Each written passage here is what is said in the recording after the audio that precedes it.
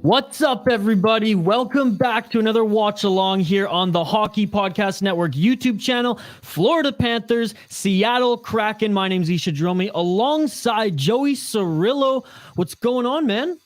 What's going on? I'm really pumped. I mean, last night wasn't exactly what I wanted to see from the Kraken, but, they had to travel across the country, and now we get the Florida Panthers tonight. Hell yeah. And thank you to everyone who just jumped on. I know there's a few viewers right now. The party will get started as this game goes on. We got our regular Tim saying hello. What's up, Tim? What up, Tim? Don't be horrible. Who should I cheer for? Joey, who should he cheer for tonight? Release the Kraken, baby. Like, how can you not root for an underdog? Like, you got to take the Kraken in tonight's matchup. I mean, I'm biased, but, Paulie Young, hi, what's up? Thank you for joining the stream. Joe Rogan says he has his money on Florida. And speaking of putting your money down, if you are going to, we kindly ask that you use DraftKings as they support us here at the Hockey Podcast Network. So go support them. Use promo code THPN upon sign up for a wicked bonus. If you're in a betting state or province and you use DraftKings Sportsbook, you place $5 on any team. You can get up to $150, hell, even $200 in free bets if anyone scores a goal. Now, Joey, I know you're new, being the Seattle Kraken fan here. You're new to the hockey world, but you know that you still have to score a goal to end the game. So it's a guaranteed money that you place down on DraftKings there. And but as this pregame show goes on, we will bring up the odds for the betting folks here tonight. Don't be horrible right off the bat. And again, everybody listening, this is a comment-driven live stream. You all drive the bus here tonight. Joey and I, we're sitting back here. He's got the vino. I got the beer. We're sitting back here watching this game with you guys as passengers. You all are driving the bus here. So don't be horrible. And again, we'll get to all the comments that come in, so keep them going.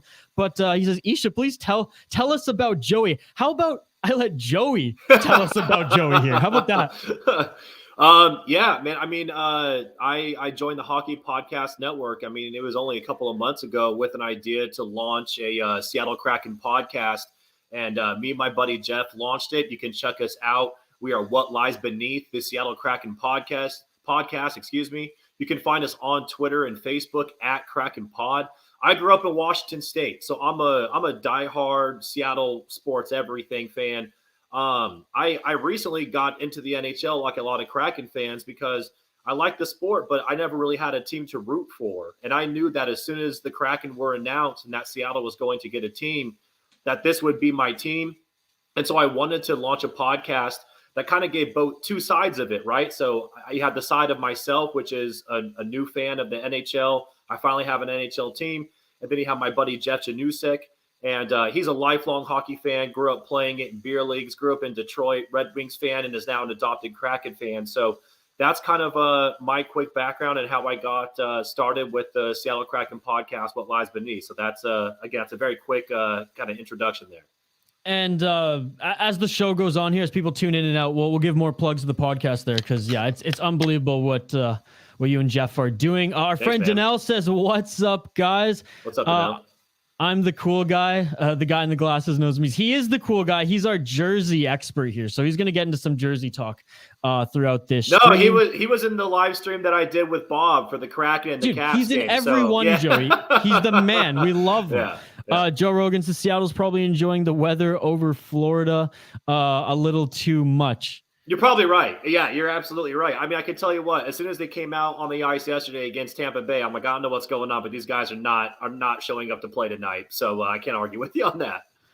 NZ Hockey Guy, we all know who's going to win this game, but who else is hoping the Kraken will win? Well, there it is. Like, are you rooting for the underdogs tonight? Because as we'll get into it, Florida obviously the favorite. Again, I'll bring up the DraftKings odds here before a puck drop, Joey. But yeah, I mean, let's hear it. All those in the chat here, and thanks to those tuning in, just tuning in with us. You know, I'm going to be watching this game, full disclosure, through a Panthers lens. I know Joey, he's the Kraken or your team. You're obviously going to be supporting them, being a little biased towards them, which is fine. That's bringing the heat. But for everybody else in this stream, like, are we all hoping that the underdog will win? Like, I have no skin in this game. You know, I cover the Minnesota Wild on the Hockey Podcast Network. I'm a Vancouver Canucks guy. I'm just here to hang out with Joey, to be perfectly honest. Hey, you know what? Yeah, let's get it going. The last three games, the Kraken faced Washington Capitals, the Carolina Hurricanes, and then last night they had a Tampa Bay Lightning. If you would have told me that were going to win 2 out of those 3 games, I would have told you that you're high. And guess what? The Kraken won 2 out of those 3 games. So, are they expected to win tonight? Absolutely not. But I wouldn't count them out. I absolutely will not count them out tonight, especially because it looks like Sergei Bobrovsky is not going to be in net. Granted, they have a good, like a 1A plus 1A situation going on for the Florida Panthers, but you never know, man. And again, it's fun to root for the underdog. So root for the underdog and release the Kraken. There you go. There you go. Oh, by the way, Little Perk, welcome back. Yes, we've had this hat on the shelf. Little Perk is one of the few winners, and that's a great segue to get into our contest, which we have going tonight. But Little Perk was one of the winners of our contest, which every time I jump on the stream here, I like to do a little contest to entice the fans. And to enter, all you have to do is give your prediction of this game's score outcome and what team will win. Throw it in the live YouTube chat. I will take note. And the contest entries end 5 minutes into the third period. So yes, you can get strategic if you want. And then in the post-game show, before we hang up the skates and sign off, we will see if we have a winner. And if we have multiple correct predictions, then I throw all the entries in the Hockey Night in Canada hat, and we have a draw. So Little Perk saying he's going to message me on Twitter for the hat because I was going to throw the hat back in the mix, Little Perk. Like, you literally had like 72 hours left before it's like, all right, the whole radio rule. If the winner doesn't contact you in 2 weeks, you re-give away the giveaway gift there. Keep the comments coming, folks. Again, we'll get to them all. Don't Be Horrible saying Joey predicted that the Kraken would lose to the Caps the other night, and we know what happened. You know what? You're absolutely right. I did, and because of that, I'm going to keep this shit going. I'm gonna say that the Kraken lose tonight too, because I'm trying to reverse jinx the Kraken back into another win. So I'll take the Kraken for a loss tonight. Joe Rogan, who's obviously got some money invested. I hope the Kraken go a 20-game winning streak but lose tonight. Danelle saying the Panthers is a good home team, but on the road they are not. But I do want your Kraken to win and give the Cats their first loss at home this season. Yeah, that would be crazy, because not only would it be their first loss, like you just mentioned, at home this season, but it's also Drieger, who's in net for the Kraken tonight, going against his former team. So that would be a hell of a storyline if that were to play out. So we'll see what happens. Don't Be Horrible is ripping on me a bit. You should go back to the paper predictions, step up your game, and go back to recording the scores electronically. I only have one computer in front of me today. That day I had 2. I was getting a little crazy. Actually, that's a lie. I have the stream over here up as well, the game stream. But no, you know what's easier about doing it on paper? Because I can just rip it up if we have, not rip it up, but rip it off the main sheet if we have multiple correct predictions. And it's easier for me to chuck them in the Hockey Night in Canada hat. So that's your answer. Also, you know what? I'll defend you really quick. I like a paper guy. Like, I like someone that likes to write down the notes and everything that's going on, man. So I respect that. I'm conflicted as like a hippie from Vancouver Island that's like save the trees. I'm like using the most paper out of any employee at Amaze Media Labs, but hey, it is what it is. It is what it is. NZ Hockey Guy, from a betting point of view, of course, Panthers to win. From a competitive point of view, Kraken to win would be good for the sport. But I don't know, if you're betting on the Kraken and they win, like, aren't you getting a bigger payout? Like, there's no way that they're not the underdog tonight. Yeah, I understand the logic there, but it's sports and anything can happen. So, you think you have an easy victory lined up, you're going to get some easy cash, and it usually doesn't work out like that. So we'll see. Joe Rogan saying my bet is for regulation, so if it goes to overtime, Kraken all the way. Fair enough. Hey, and I love when it goes to overtime here on the live streams. I know we're like right at the end. Joey and I are just like usually 3 hours in, but overtime gives an extra boost. Like, there's nothing worse than like the last 5 minutes of hockey where it's just like, it's kind of like, well, I guess basketball's worse. The NBA is way worse. The last 30 seconds of a basketball game is longer than the whole like. It's like 30. It's a good 30 minutes. It's a problem. Oh yeah, exactly. So I retract that, but it's pretty bad there. NZ Hockey, score prediction is 5-1 Panthers. All right, so we'll get that in. All right, so we have one score prediction here. We got 5-1. And if anybody else wants to throw them in there, by all means, get your score predictions in. I want to see them. 5-1. We'll show off the Hockey Podcast Network merch here in a bit and throughout the stream. But if you use promo code HOLIDAY, and again, I'll throw the link out there. Go check us out, the Hockey Podcast Network on Twitter. If you use promo code HOLIDAY, you get 20% off the merch store. Anything in the merch store, that is. Oh, here we go. Don't Be Horrible. Isha's old school because he's old. What do you think? Like, I'm older than Isha is. Like, come on now. I mean, this isn't the first time he's ripped us for being old. Yeah. I'm like, dude, I'm like 28 years old. And he's like, that's old. I'm like, are you kidding me? What is the world coming to? Yeah, it's a crazy world. Danelle saying, hey, Joey, are you doing the live stream from your home? A lot of white there, sir. See, you know what, Danelle? It's hilarious that you mentioned that because I actually we have a bunch of pillows and stuff behind. We were just talking about this too, Danelle. Yeah, but for the live stream, I wanted to clean up stuff, right? So I basically moved everything of color out the way, and now I'm being called out for things being too white, including the Under Armour shirt I got going on here, despite not being an athlete whatsoever. So no, man, you totally called me out, but I kind of set that up myself. So there you go. You're not wearing any Seattle Kraken gear tonight. No. Check this out, dude. Oh. Boom. Oh, I love it. That's awesome. Damn, those are some sick sweatpants. Oh, they're comfortable as hell too. And it was a birthday gift. So nice. And I had to switch it up because if anybody, I know Danelle was watching it, but I know, so for the last live stream, I actually let people vote on what I was going to wear. It was decided I was going to wear a Kraken t-shirt. That was the night the Kraken beat the Capitals, so I didn't wash the shirt. I wore it again for the next game against Carolina. They won again. I wore it again last night, still unwashed, and they finally lost. So I had to wash the shirt, and now I'm in the sweatpants. Fair enough. Yeah. We'll get back to the comments here. Don't be horrible. The setup looks good, Joey. Love the pants. There you go. Release the Kraken, baby, right there. Appreciate it. Appreciate everyone actually, lighting up the chat here in the pregame show. This is awesome. If you haven't already, subscribe to the channel, like the video. We have watch-alongs pretty much every single day of the week here on the Hockey Podcast Network YouTube channel. Joe Rogan saying, since my cash bet is on the Panthers, I'll try the long shot pick 3-2 Kraken. I like it.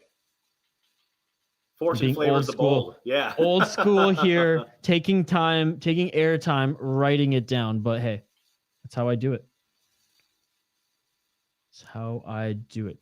Danelle saying my birthday was this past Tuesday. Well, happy birthday, Danelle. Turned 36 and am I still young or old? You're still young, man. I think, we shouldn't be looking at our peers here, Joey, at our fellow men here. We're not professional athletes, okay? 36, 40 for professional athletes. Sure, you're getting a little old. You got a lot of miles on that machine there. For us, buddy, I could become a professional athlete tomorrow. That's how much miles I have left on this body. Danelle, my birthday was on the 6th, and I just turned 37. So we're pretty much in the same age bracket. Like me and you are pretty much like the Mark Giordano of this chat going on right now. There you go. So it's all good, man. We're just hitting our prime. NZ Hockey, Danelle, age is a state of mind, bro. There you go. Exactly. I'm like a 20-year-old, so it's all good. Don't let the gray hairs fool you. I'm the same age, total boomer. Danelle asking, where did you get your Kraken pants from? Great question. I'm going to have to ask my girlfriend because it was part of a birthday gift, so I didn't ask. All right, folks, here's the DraftKings odds for anybody who, again, is interested. If anybody who gambles, anyone hasn't placed a bet yet, take some time, check them out here. And again, DraftKings, they support the network here, so support them by using promo code THPN upon sign up for a bonus. We really appreciate it. They have unbelievable weekly deals there at DraftKings, as well as we keep going through the comments. It's a comment-driven live stream, so keep them coming. We promise. We might be slow to it at times because we are watching this game with you as well, but we will get to them all. We will address them all. You all are driving the bus. Again, reminder, we do have a contest here. We have a few entries already. You can be strategic because the contest ends 5 minutes into the third period of this game, but get your predictions for the game in the live YouTube chat. Let us know the score outcome and the winner, which team is going to win. I'm going to take note. In the post-game show after the game, we will announce a winner. You have a chance to win some THPN merch like what I'm wearing right now. I'll show it off in the live stream shortly.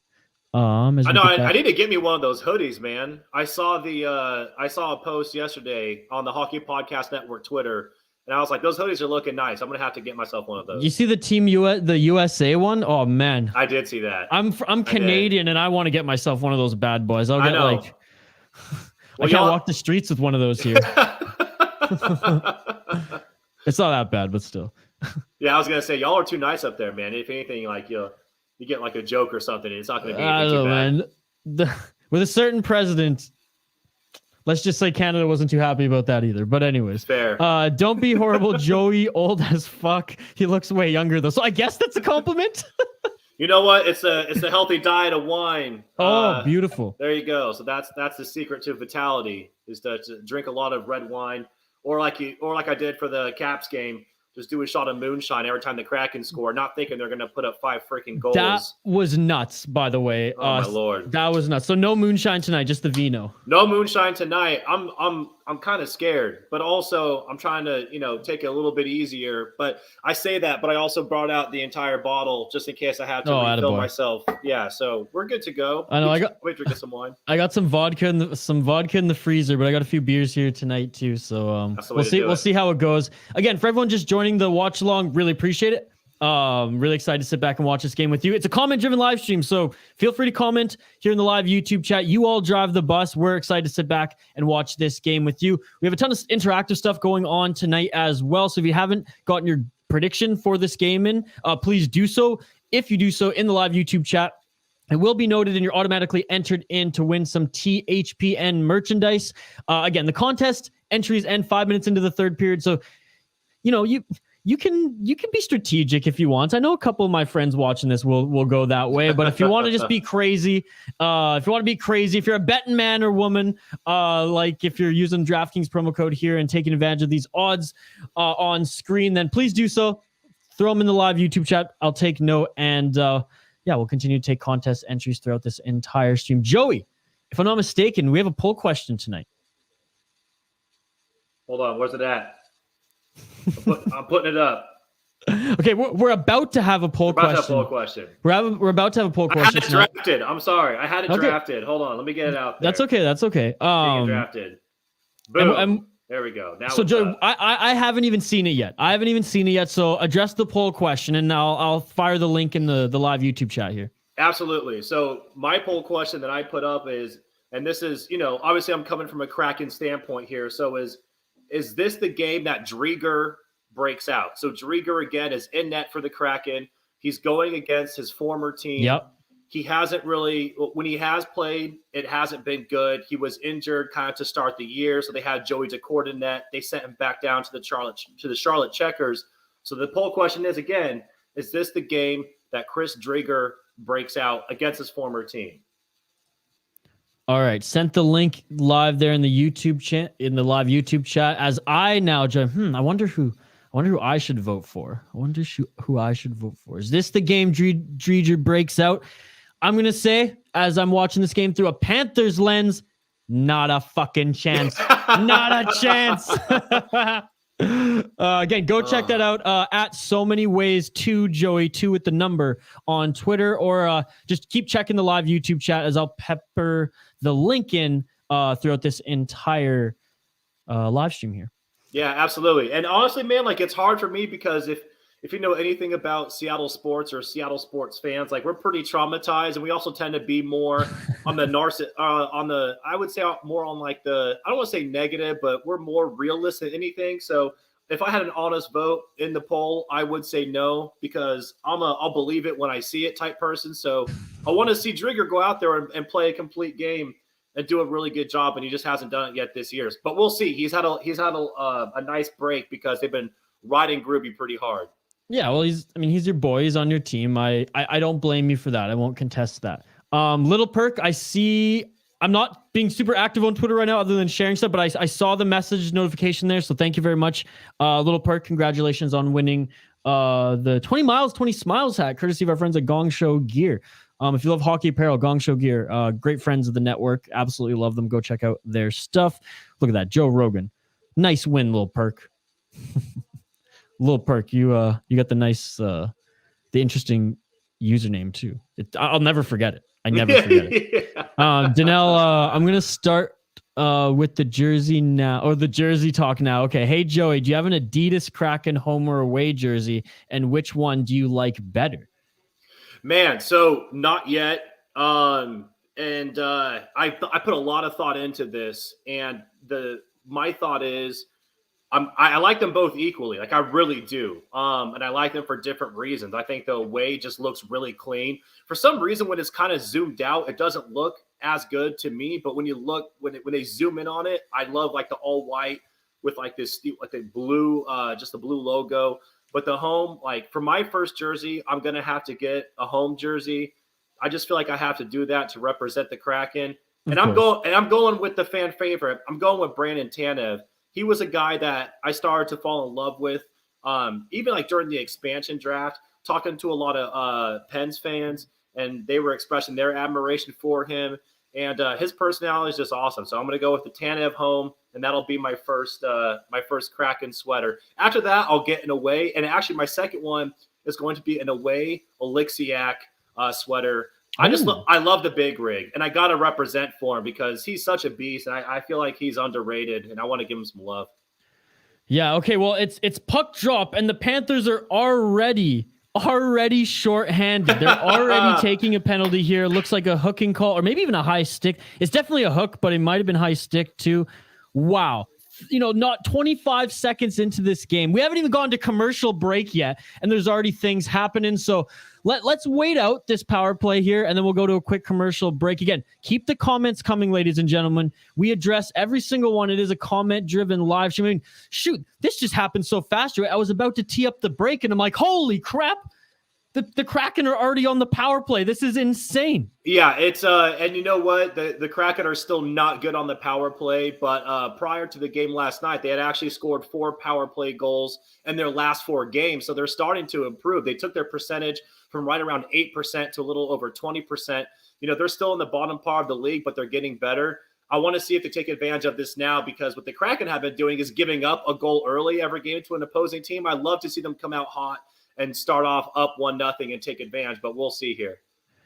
Yeah, so I didn't even get to talk about, and this is great because it's a comment-driven live stream, so keep them coming. Thanks, Danelle. I got that down. He's the first one. Or actually, sorry, Joe Rogan's also saying Kraken. So giving some love for the Kraken as well. 4-2 victory over the Panthers. Don't Be Horrible saying I voted yes for fun. Don't Be Horrible saying, Joey, were you a Seattle Sonics basketball fan? Dude, absolutely. I'm still a Sonics fan. Like they're coming Hell back. Yeah. When they were sold and became the Oklahoma City Thunder, I absolutely hated that team. I still do to this day. In fact, Key Arena, I used to go there as a kid to watch the Sonics play. So Gary Payton, Detlef Schrempf, all those guys, Sean Kemp, obviously. And that now is what Climate Pledge Arena is. So it's pretty cool to see that arena transformation. Drieger just had a hell of a save there. Thank God, because the freaking Panthers, man, they're already trying to get a freaking shorthanded goal here.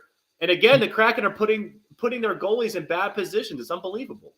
Oh, man, that was almost a 5-hole goal from Huberdeau, who was sprung, short-handed there. That's a great save by Drieger. So far the poll's looking like he might be having a hell of a game. He might be feeling himself, which we need it, because this is the shit that the Kraken do. Like, they constantly put their goalies in a bad position, and then at the end of the game, everyone wants to just trash talk the goalies, and it's like you got to watch the game to get everything in context. Yeah, Jeff the DiMaggio saying, "Let's go Cats." Hey, Jeff, get your score prediction in. If you think the Cats are going to win, let us know. You're automatically entered in to win some THPN merch. NZ Hockey Guy, does anyone have any vintage NHL starter jackets? I've been collecting them. They're awesome. I don't have one personally, but I have a friend who has one of the Canucks ones. And look at that, Joey. Look at that. The lamp is lit for the first time tonight. It's fucking Jordan Eberle. Opens up the scoring. Let's go for the Seattle Kraken. With like 5 seconds left on the power play, Eberle comes through. He was weaving through 2 defenders. It looks so beautiful. Wow. I will raise up the wine to that. And what a freaking goal. And look at that pass too. Unbelievable. And who set that up? Was that Donskoy? Okay. And that's the thing, like, Donskoy really hasn't gotten going yet for the Kraken, but he flashes a lot of skill. So it's really good to see him get that assist. That's awesome. Jordan Eberle with his 10th goal of the season. I called it. I've always loved Jordan Eberle. I thought he wasn't given a fair chance on the Edmonton Oilers. And, he wasn't supposed to put up points with the Islanders playing under Barry Trotz. He's given the opportunity here just to fire on all cylinders. And what a great pass retrieval and shot off there by Jordan Eberle. Yeah. Look at that. The Cats down early in this game, but hey, they're not down and out, as they just have to regroup here, because taking a penalty early, that can bite you in the ass. And it definitely did there, despite Huberdeau's chance early for the Florida Panthers. No, and it's like I was just saying, like the Kraken have, over the past week or so have really been improving their power play. They had to take advantage of it. There's only a couple of seconds left in this one, and they managed to make something happen. So, jumping out to 1-0 lead is the opposite of pretty much how every game they have played has gone. So that's awesome. Man, my heart's beating already. This puck just dropped here. Keep the comments coming. Let's get back to them. We'll address them. It's a comment-driven live stream, so chime in on our contest here. Get your score predictions in and keep the comments coming. So to answer your question, NZ Hockey, as we got a little distracted there due to the goal. Yeah, but I have a friend who has a Boston Bruins original one and also a Canucks skate one there. Don't Be Horrible says, you should please tell Dylan to come on a stream soon. Yeah, we're doing a couple Canucks games next week. Shoot, I even think Monday we're doing one. Dylan was fun to listen to. Yeah, Dylan's a beauty. I'm in his chair right now. NZ Hockey Guy, Danelle, who's your favorite NHL team? Yeah, Danelle, let us know. Oh, come on, boys. Don't Be Horrible. Isha, I only vote on the Canucks scores. Well, okay. I mean, you're missing out on an opportunity here. Yeah, I mean, it doesn't cost you anything to get a score prediction in, and if you get it right, you're going to win something, man. So you're holding yourself back. I love it. And I will always vote for the Canucks to win. So to further Joey, you're holding yourself back, man, because the Canucks ain't winning any more games this season. Jeff saying, I've got a San Jose starter jacket. Sick. Oh my God, that one must be unbelievable. I know, I don't know exactly which one you're talking about, but every San Jose starter jacket is unbelievable. Here, Donnell actually answering my question, or NZ's question, what I was curious about as well. I'm a diehard New York sports fan in the tri-state area, New York, New Jersey. So I watch the Islanders, Rangers, and Devils. So I respect the three teams. By your profile, maybe you are a Sabres fan. I don't ever want to win a contest when the Canucks lose. You know what though? I can't hate on that. That is some ultimate devotion there. I'm totally with you, man. As far as like sports betting goes, I don't touch anything that have to do with like my actual teams because it doesn't feel good. So you know what? Right. Like if that's your thing, then do your thing. I totally get it. Yeah, Sabres fan, although I support many teams in the league. That's kind of like me as well. I am a Canucks fan because that's the home team. I was born in British Columbia, Canada, lived here pretty much all my life. I cover the Minnesota Wild and I like the Washington Capitals. So those are like my other teams, but overall, there's a few teams I hate, but there's more teams that I like overall. Like and Joey might laugh being the American here, but I cannot stand the Toronto Maple Leafs and I cannot stand the Montreal Canadiens. I can't stand them. Hey, no, to each their own. Like I'm a new hockey fan, so to me it's all exciting. I don't think I've developed hatred for a team quite yet. I'm waiting for that to organically come to me, and trust me, it will. In fact, actually, I think it was the game, the Kraken and Sabres first matchup. It was so chippy and so much fun. And I remember watching it being like, I fucking hate these guys. So I'm with you. Yeah, I mean, Boston Bruins too. That's just because like I was downtown Vancouver 2011 and watched my peers burn their city to the ground, losing in game 7. Oh, you know what? Now that you mentioned that, there actually is, and I can't I'm not knocking a whole fan base for this, but I will say, oh yeah, Chicago. Fuck the Chicago Blackhawks, because I'm a veteran, which is whatever, but I was like accosted at a bar on Veterans Day by a Blackhawks fan because I was wearing Kraken gear. And he's getting so crazy with me. He was like, fuck you, man. Fuck the Kraken. And I'm like, dude, what are we talking about here? Like, I'm just trying to enjoy a beer. And after that, I was like, you know what? Like I don't think the whole fan base is like that, but you represent the Blackhawks fan base and you represent that organization. Fuck the Blackhawks. To that fan, Don Cherry here with the poppy. He's putting his thumbs down for that fan. And you all know Don Cherry, he lost his job defending the troops there on Sportsnet. There you go.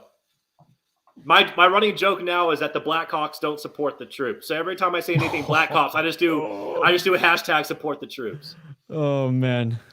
Poor Jerem, our friend here at the Hockey Podcast Network. And again, keep the comments coming. We'll get to them. And thanks to everyone joining the live stream. If you haven't already, we have a contest in your chance to win some THPN merch. We'll run down the merch store here and we'll show off some of the swag we have. But all you have to do to enter the contest is get your score prediction in. Let us know who wins the game and by how much, what the score is, and you'll automatically be entered.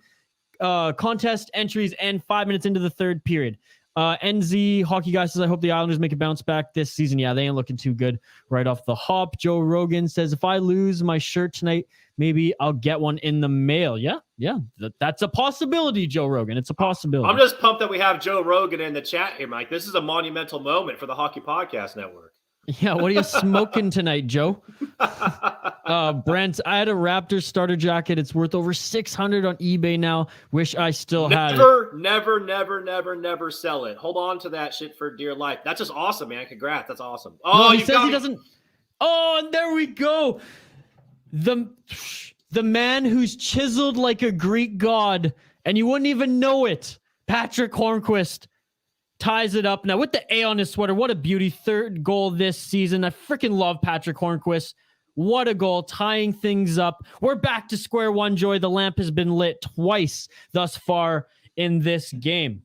Yeah, it's going to be a long... Oh, man. Was that a little redirection there? It looks like it.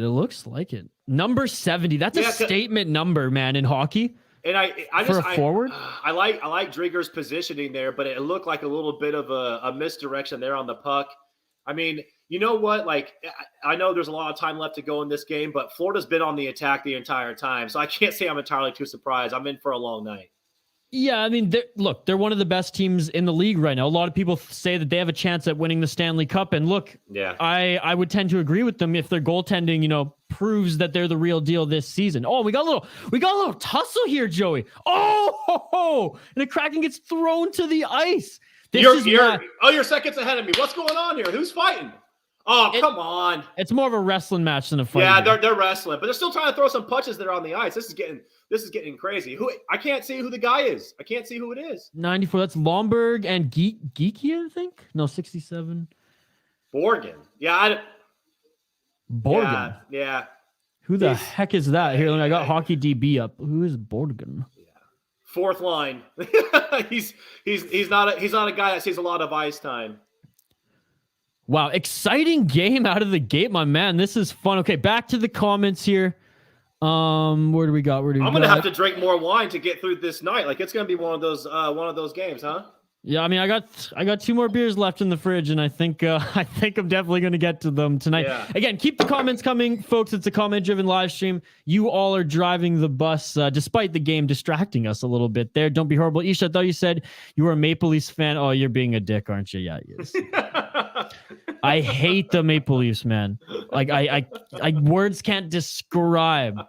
And it's just everything to do with Toronto sports. And yeah, okay, the Raptors are a little different just because they're our only Canadian team. But look, if Vancouver got a team, which I firmly believe would work with this generation of fans, I would go back to instantly just completely hating the Raptors. And it would be like Vancouver, whatever they're called. Salmon or something, I don't know. Yeah, the Vancouver Sockeyes or something. There you go. Yeah. Yeah, there you go. NZ Hockey Eye, Brent, I know, right? They're collector's items now, very expensive to buy in good condition. Josh Deming saying, what up, boys? Josh, give us your prediction. Josh always cleans us out of prizes here. It's kind of embarrassing. Josh shows up 10 minutes in after everyone else has been here and then just wipes everyone off the board. So that's well played, Josh. Well played. Dan the man from my region here on the West Coast. Isha, Dan the man is in the house. Dan, you having any Mickey D's tonight? You got your Big Mac on tap? What's going on, Dan? What's going on? I love me a Big Mac and a double quarter pounder. So I'm with Dan on this one. What a combo!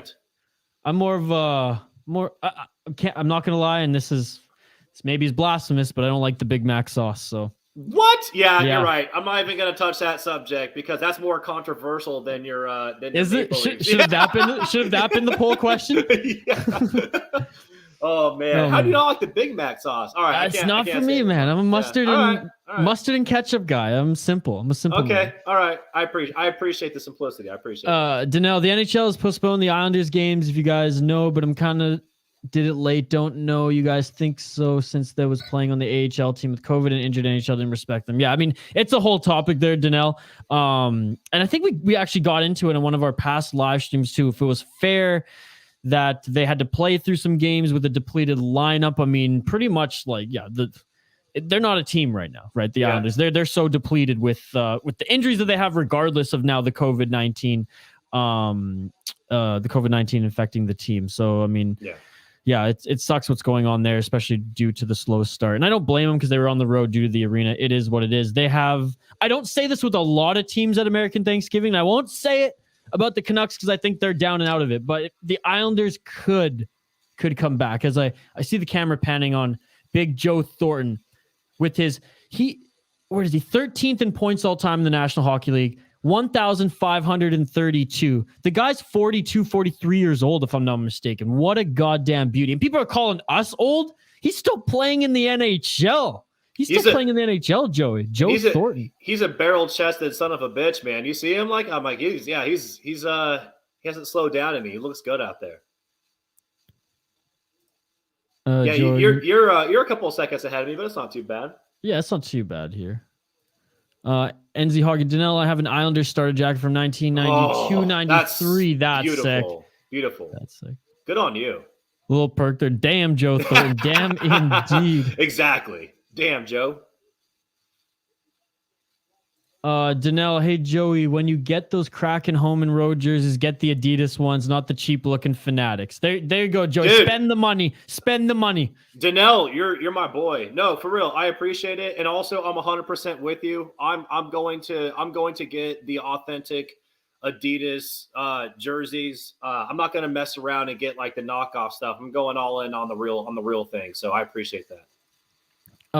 Dan's like, guess who's here? He said, Dan, we know you in the house. Dan's in the house. We asked what kind of McDonald's are you eating? Because every time you come on the live stream, Dan's got some Mickey D's. I believe Dan works at Mickey D's, and that's why he's always got it. Patrick saying, who will win this game? My money's on the Panthers tonight. You know, I'm not going with the underdogs and the Kraken. Joey, he's a Kraken fan, so he's pulling for them. But we want to know who you think is going to win this game, and give us a score prediction as well, and you're automatically entered into our contest where you can win some THPN merchandise. Yeah, drop that score prediction in the chat. And my heart is with the Kraken, always and forever. So rooting for those boys to pull off something tonight. And look, the Kraken do play a hard-nosed style game, so I respect that. It's just like, and look, this isn't a stranger to anyone. They don't have the talent that a lot of the other teams do. Exactly. But you know what? Like that's not a knock on them. That's a realistic standpoint of the team. And in fact, there was I think it was a couple nights ago, I think it was Yanni Gord actually called them out saying, we're not the most skilled team, so we're going to have to go out there and really fight every night. And they're being honest about where they're at. And that's fine. You know, and I know it wouldn't happen because this is 2021. We're almost at 2022 here, which is crazy to think about. But imagine if the Kraken just came out and like even their guys who weren't heavyweights just came out and just started throwing the fist. Like not as much a slap shot style, but like we're not the most talented team anyways. We're not going to win. Let's at least make a statement and make sure that everybody, even in the Southern United States is watching Seattle Kraken games because we're going a little Danbury Trashers on their ass. Like I would have liked that a little bit. I'm not like Joey, I'm old school, man. I'm Canadian. I follow the WHL, which is the most rough junior league that the draft that most NHL teams draft from in Canada.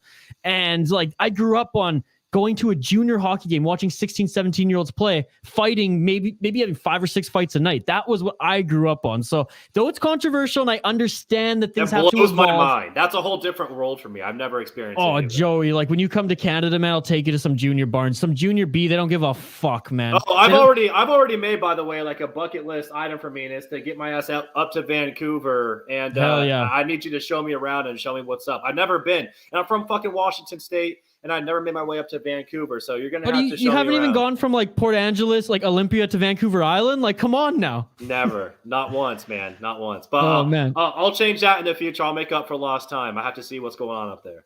1-1 game against Shots are tied, if I'm not mistaken, 5-5 apiece. Brent saying the worst thing I regret not keeping my Pokemon cards. F my life. Brent, I kept mine. Only 4 editions apart the entire 150 set. Just picked up an Articuno last summer. Saw it on Marketplace on Facebook.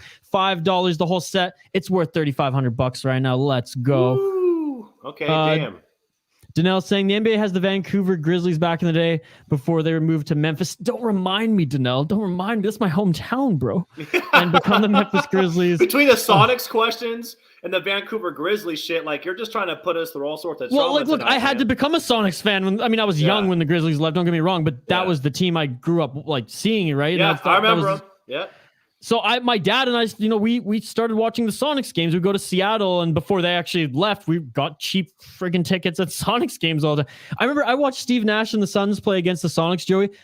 We were staying in Seattle. My dad was like, "Oh yeah, there's a game today. Let's just go see if we can maybe get tickets." Scalper sold them to us $5 a piece. Got to see Steve Nash play.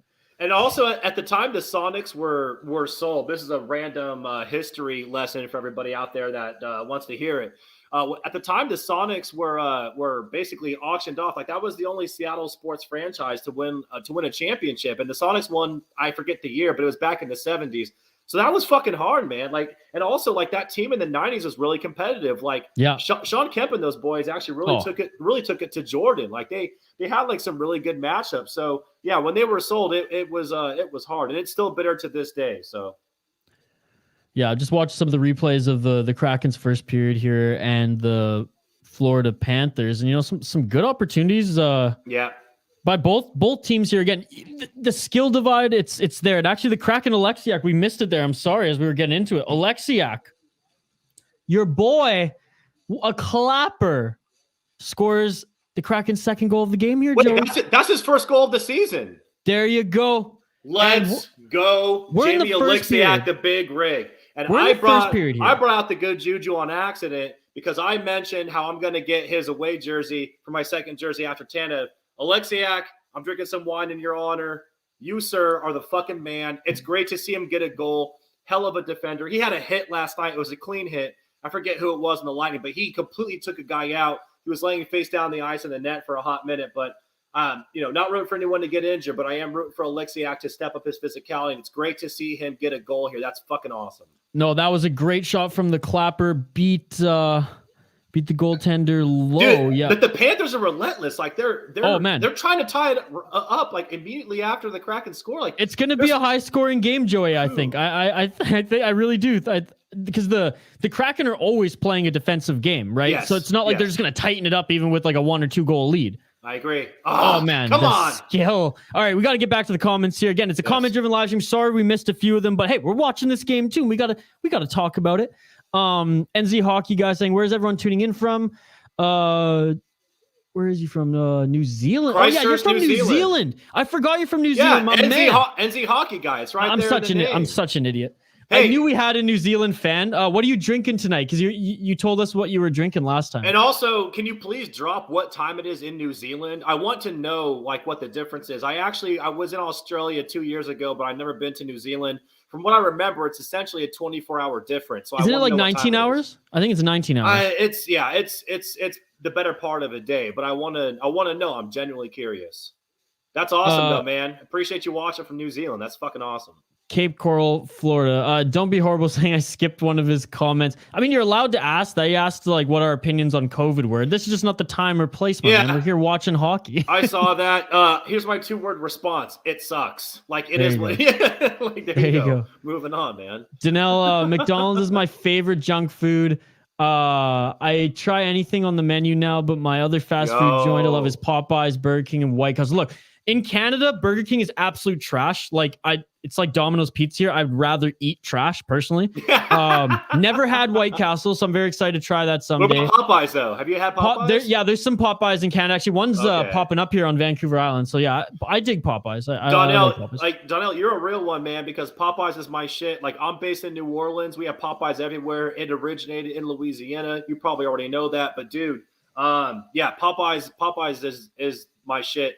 Their spicy chicken sandwich is untouchable. You can't beat that for like $5. You know what I've started eating as far as fried chicken? Korean chicken, man. Korean fried chicken with the yum yum sauce. And I'm not saying yum yum. It's actually like YEOM. Yes, it's yum yum sauce. It's unbelievable.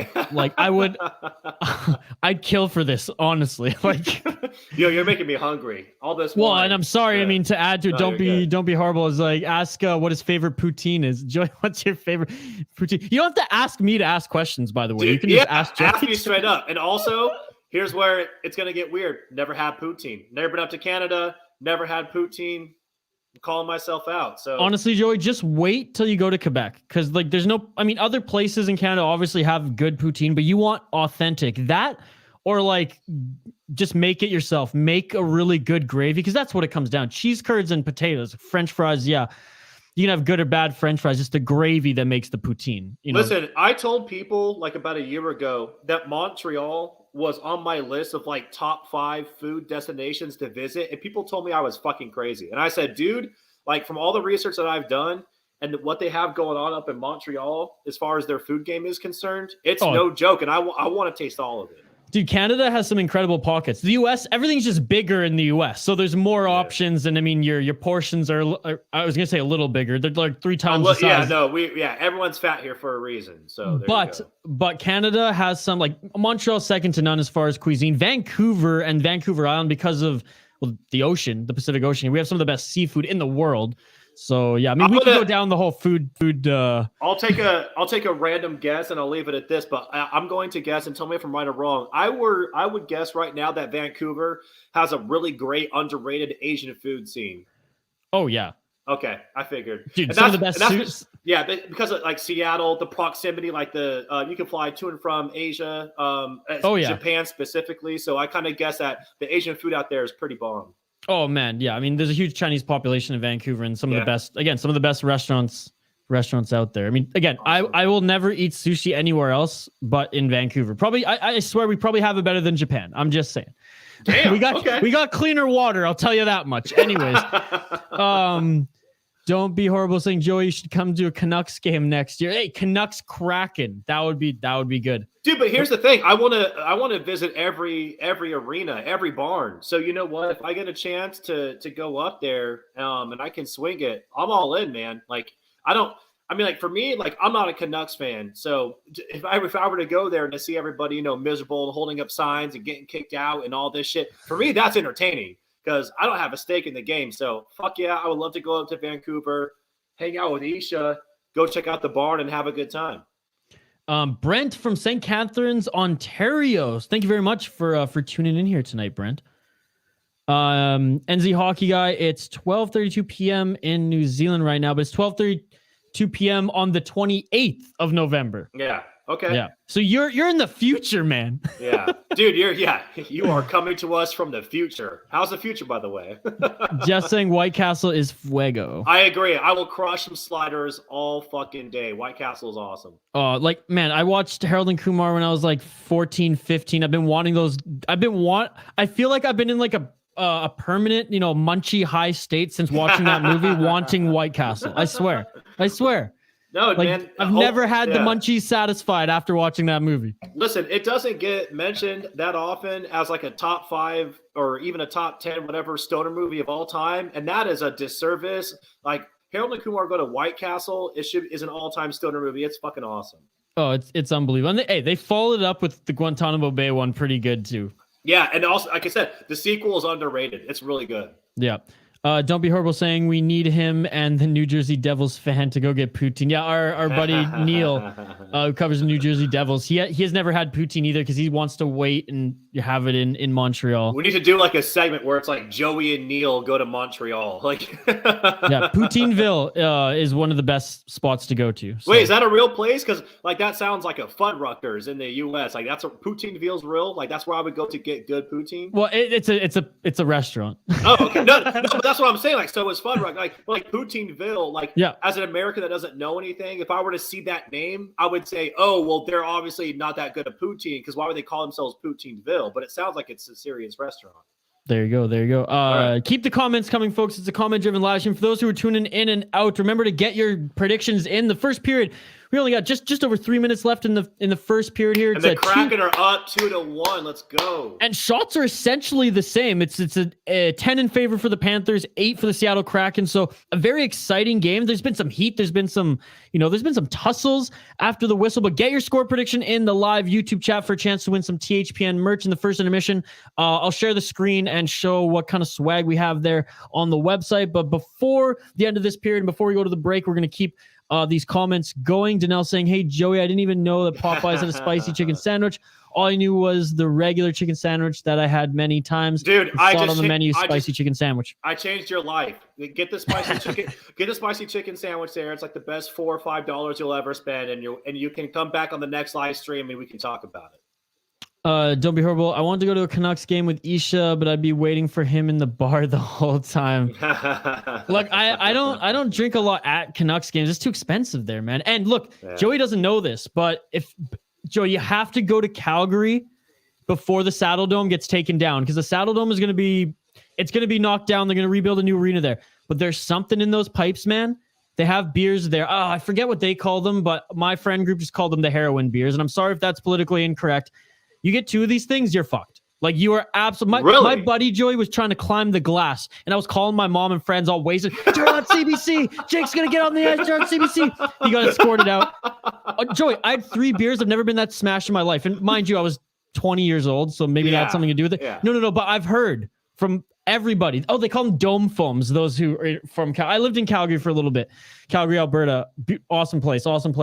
And yeah, those beers. So if you're going to visit any place and you're doing your every barn tour, dude, you got it. You got to pick yourself up one of those heroin beers. That's the only arena beer that's worth $9. When are they tearing it down? How much time do I have? I think you got like a year or 2 years maybe. I need to get up to Canada, man. That's basically what this whole conversation has turned into. I need to get my ass up to Canada ASAP. Joe Rogan saying my buddy crossed the border from Alberta just to go to White Castle. Your buddy knows what's fucking real. Like, your buddy basically did his own version of so-and-so, goes to White Castle. It's real. Like, they made a movie on it, and it's a quote-unquote joke, but that shit's very real. Very, very real. Joe, is there one in Washington? Like, can I just cross the border and find one? Like, no, because Jack in the Box took hold of that whole fucking state. Fucking Jack in the Box, which I'm not even a fan of, to be honest. And like their mascot traumatized me as a child. Watching YTV, then suddenly Jack in the Box, I was like, fuck, dude. It's a dude with like a ping pong ball for a head wearing a suit, which makes no sense. But their 99-cent tacos are good, so I can't knock that. Oh, come on, here we go. I thought they were gonna try to get a little breakaway there. We'll get to the comments before this, but again, for everyone joining here, get your prediction in. We have a contest, your chance to win some THPN merch. You give us your score prediction, much like Brent did, saying 5-2 for the Panthers early tonight. So you think the Panthers are going to score 4 unanswered goals? I'm just saying, Brent. I'm just saying. We have Mr. and Mrs. Sandu here saying, will the Panthers take this? I think they will, personally. I'm always rooting for the underdog, but I'm not betting on them tonight. My bet is on the Panthers, but I want to hear if you think the Panthers will take it and what the score will be for a chance to win some THPN merch. Rick Smith. What's up, Rick? Thank you for joining. Rick's a regular here, Joey. Nice. Hey, guys, Team Canada here. Let's go.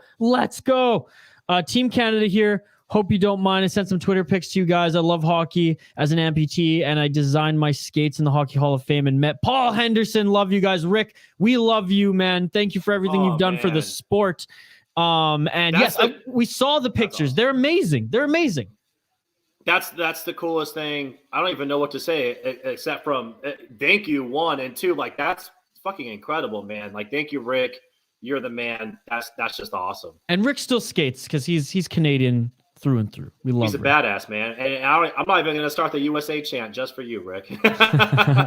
Poutineville is the best poutine place in Montreal, in my opinion. They have 3 locations, I think. Dude, don't be horrible. Thank you. I sincerely appreciate that. When I go to Montreal, I will make it a point to go to Poutineville, and it will be because of your recommendation. So I sincerely appreciate that. Siani Robinson, Panthers on some bullshit.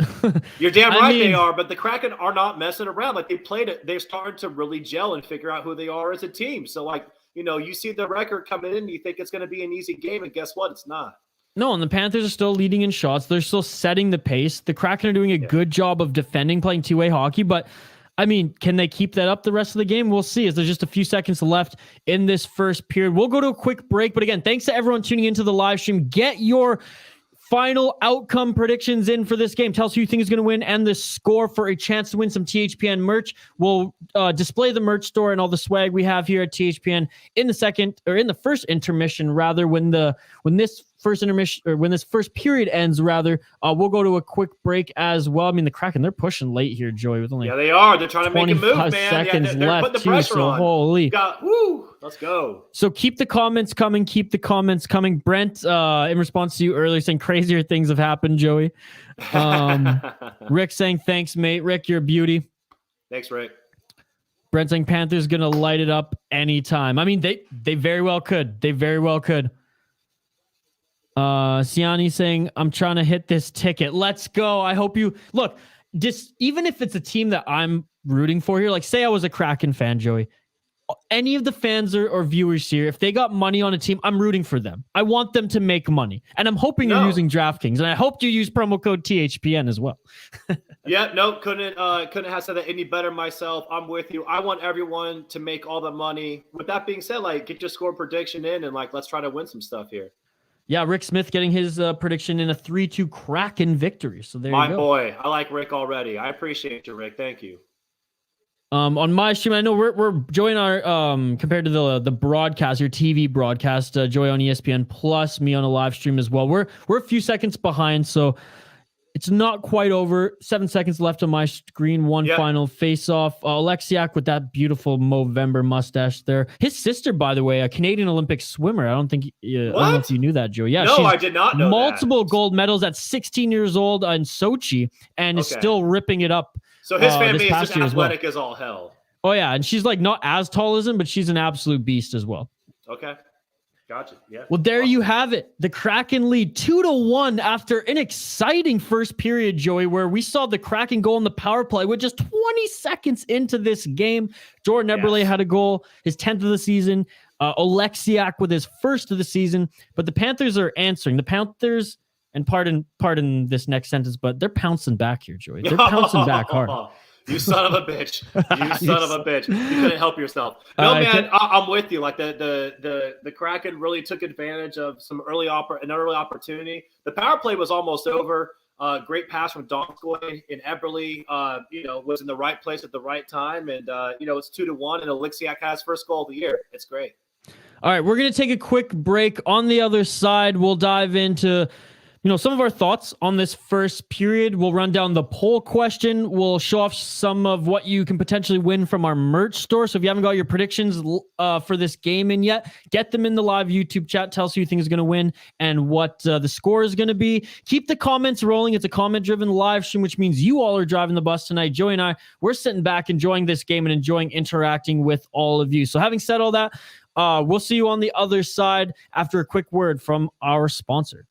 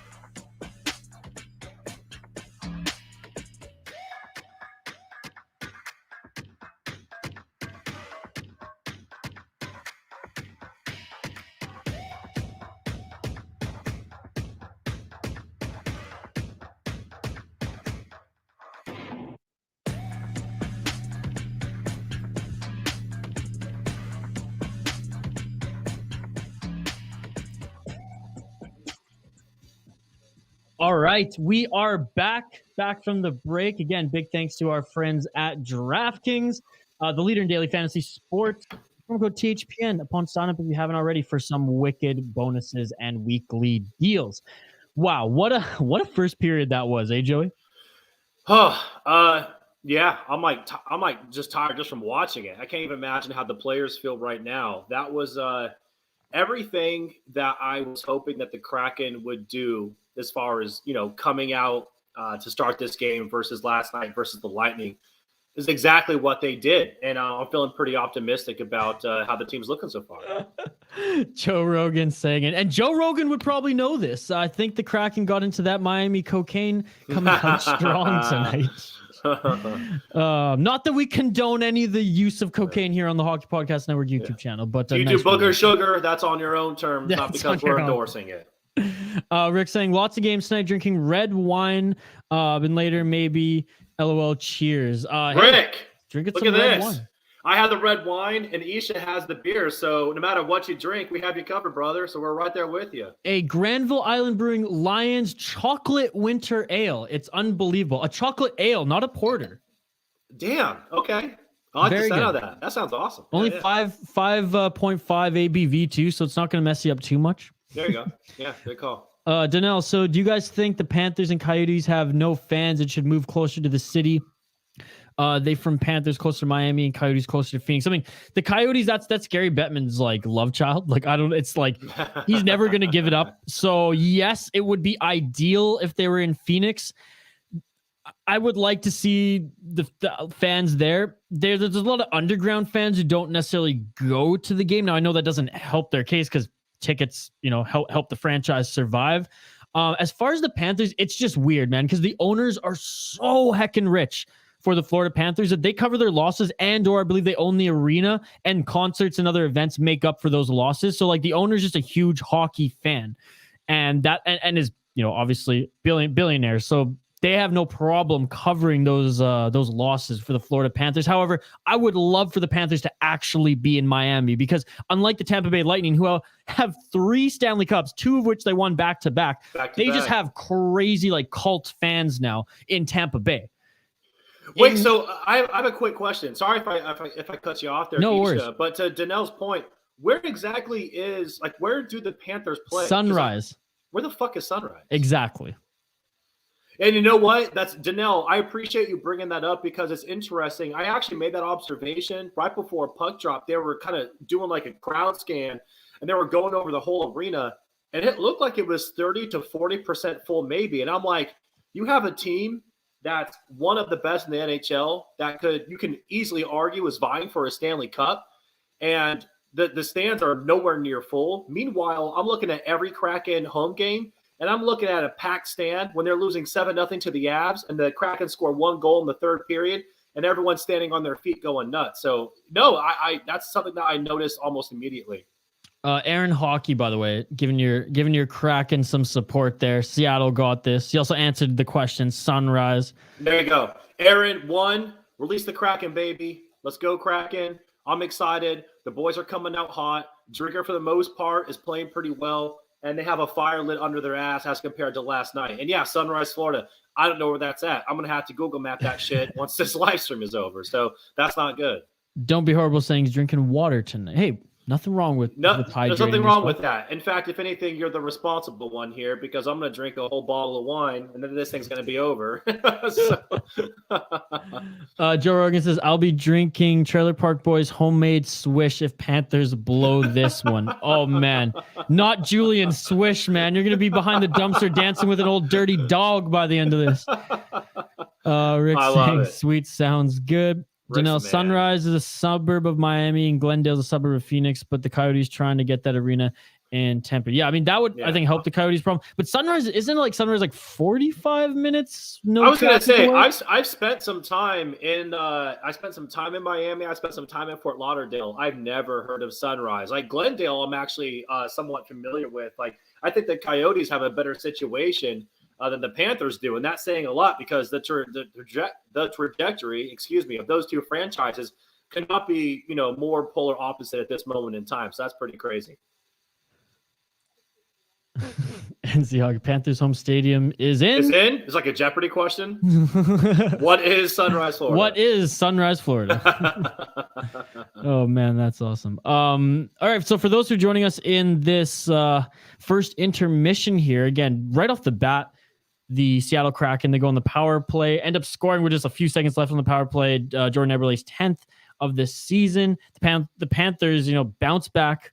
And they've kept the energy throughout this whole game. Joey, I don't think we've actually talked about our predictions. Look, we've got some of the fans' predictions, but not a lot yet. And for the 20-odd people viewing here, all you have to do to enter our contest to win some THPN merch is give your score prediction and final outcome of this game. Tell us who you think is going to win and what the score is going to be in the live YouTube chat. I've been keeping note. If you predict the correct score and outcome, you have a chance to win some THPN merch. So get that in there. But Joey, again, back to us. Like, what's your final prediction, man? My final prediction was actually 5-3 Kraken. So I'm going with that, and I'm sticking to my guns. Okay. So, and for anyone that wants to talk shit and say, well, that's easy to predict because they're up 2-1 after the first period, I had actually had a note in my phone where that was going to be my prediction for the night. And but yeah, I'm going with the Kraken tonight because despite the game last night where they had to fly cross country and play the freaking Lightning, I really liked the way they started to play over the past couple of games. They had two surprising wins against the Caps and the Hurricanes.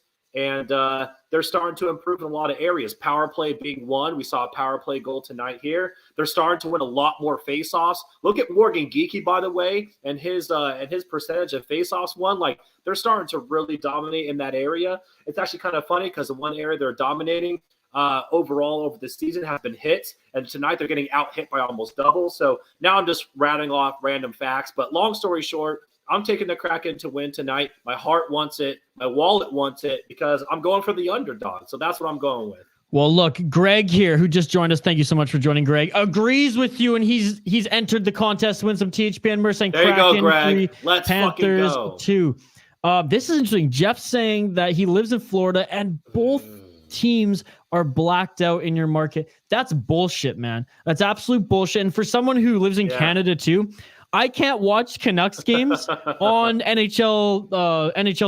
I can't do it. Even if I have NHL live streams. It's infuriating, man. It's ridiculous. Yeah, no, and also to that point, Jeff, no, I totally feel your pain there because I don't experience this because, again, I'm sitting in New Orleans, but I was born and raised in Washington State with the Kraken on my team. But I see a lot of Seattleites and people in Washington, the Pacific Northwest, and all the Kraken games are blacked out for them too. And this is a new fucking franchise. I don't understand what the NHL is doing, but they got to get it figured out. Like all these little squabbles with different cable providers, they need to end this. I mean, it's ridiculous. It's 2021. It shouldn't be an issue anymore. At least it's getting better now that like NBC is not just bending over the NHL. So I do think, with coverage on TNT, ESPN, and just more outlets in the States, I think it is going to get better as the world is moving towards streaming. Like it's crazy to think like what the UFC and obviously a very smaller roster, right, than the NFL, NHL, NBA, as far as people who are part of the NBA, NHL, and the minor league, respectively. But like, it's just crazy what that organization, that president has been able to do to grow the sport. And especially with the TV deals coming from fucking Spike in the early days now to just owning ESPN. It's truly incredible. We'll get to the rest of the comments here. I'm firing our merch store, THPN merch stores link here in the chat, and I'll share it on the screen because these are the type of things that you will be able to win here that we keep saying in our contest. So if you haven't already, just like Greg did just moments ago, get your score prediction, get the outcome. Tell us who you think is going to win and tell us the score in the live YouTube chat. Automatically have a chance to enter. We're going to give away a shirt. So one of these shirts here, or if you're from the US of A, little THPN US of A represent. I like it. And from the Great White North, look what we got for you as well. But again, to your point, all you have to do is enter in your score prediction. And yes, you can enter it in even though we are already one period into the game. It costs you nothing. Get it in there. You can wear a T-shirt and hold it down for the Hockey Podcast Network. And also, if you haven't already done so, please subscribe to this YouTube channel. Give this video a like. Comment if you like it. whatever. We just appreciate your support. It really means a lot. So thank you to everyone that's tuning in. Don't be horrible as says Rick Smith saying, don't be horrible as driving all our asses home, I hope. Yeah, well, yeah, you're the only one drinking the water. So it's going to be me, Rick, and Isha in the back of the car just sloshing around. So Joe Rogan being brutally honest, and I love it. I use a not so cough legal streaming service to watch all sports. Yeah, to which their own. There you go. We do not condone or any activities. So do your thing, man. NZ Hockey Guy, and again, thanks for tuning in. I know it's just midday for you. On a Sunday, it's Saturday for us. So my mind's the more beers I drink, the more my brain's gonna get into a pretzel thinking about what time it is for you there. But if he says, if you Google Earth the Panthers home stadium in Sunrise, you'll see it's right on the edge of Florida wetlands and suburbia, miles away from downtown Miami. Yeah, I heard there's gators every now and then in the parking lot because it's just so close to the marsh.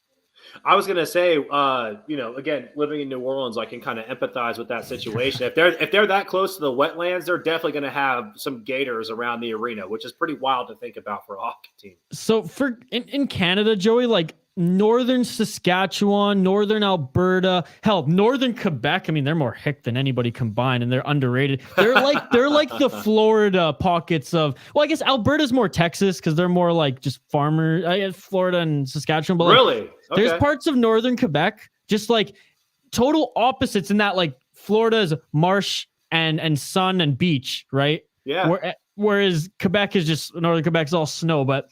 That's kind of like the Canadian comparison. They're both a little out there. Those we love them. They're the best out there. They're the best types of people in North America. I think those are in the great white of northern Quebec or Alberta, and you crazy beautiful humans in the state of Florida. Like, oh my God, I absolutely love it. I cannot. I've yet to go to Miami. I have a cousin who like. He goes there all the time, and he's like, "Oh, we got to bring all the cousins and everyone there." And I have yet to go there. I've been to a lot. I've seen a lot of the United States, but I've yet to go to Florida. Yeah, man, you got to make it down there. It's Florida's an interesting place to say the least, but you should make it down there, man. I've been to Miami a bunch. I've been to Fort Lauderdale, Jacksonville. I actually haven't made it over to Tampa, but yeah, Florida's a good time. They get a bad rap because a lot of crazy shit happens in Florida, but you know what? They have great weather for the most part year round, and you really can't top that. Well, like. Seattle and Washington get a pretty bad rap too for being the murder capital of the United States. And suicide rates. I mean, the weather is so depressing. Everyone, is offing themselves up there apparently. But and I can't say that being a Washingtonian, by the way. Like I dealt with that for 18 years. So Anthony Bourdain, rest in peace, Anthony Bourdain. In his Seattle episode on one of his shows there, I remember he just would not stop saying that throughout the whole episode. Yeah. No, it's a very real thing. He's like, no wonder why Kurt Cobain did what he did. Like, look at this shit. But we're gonna go to a quick break as the puck drop just happened here in the second period of the Seattle Kraken Florida Panthers game. Just want to get this last comment in, and we will get to the rest of the comments that came in right after Jack's here. He's getting his prediction in a 4-2 win for the Panthers. There you go, Jack. Not betting on the underdog today. Jack is definitely betting on the favorite. Okay, quick break. It'll be a quick one, 30 seconds.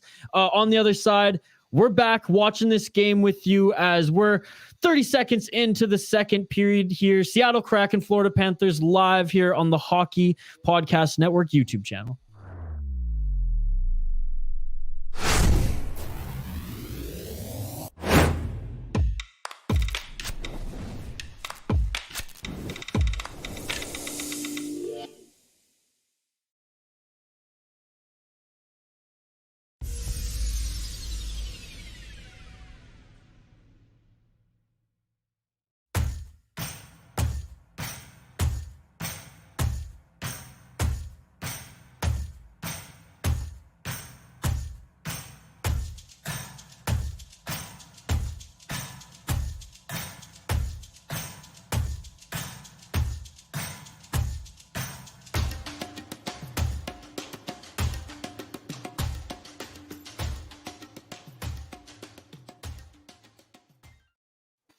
And we are back. No power plays in the first 30 seconds of this period. So a little less exciting right off the bat here, Joey.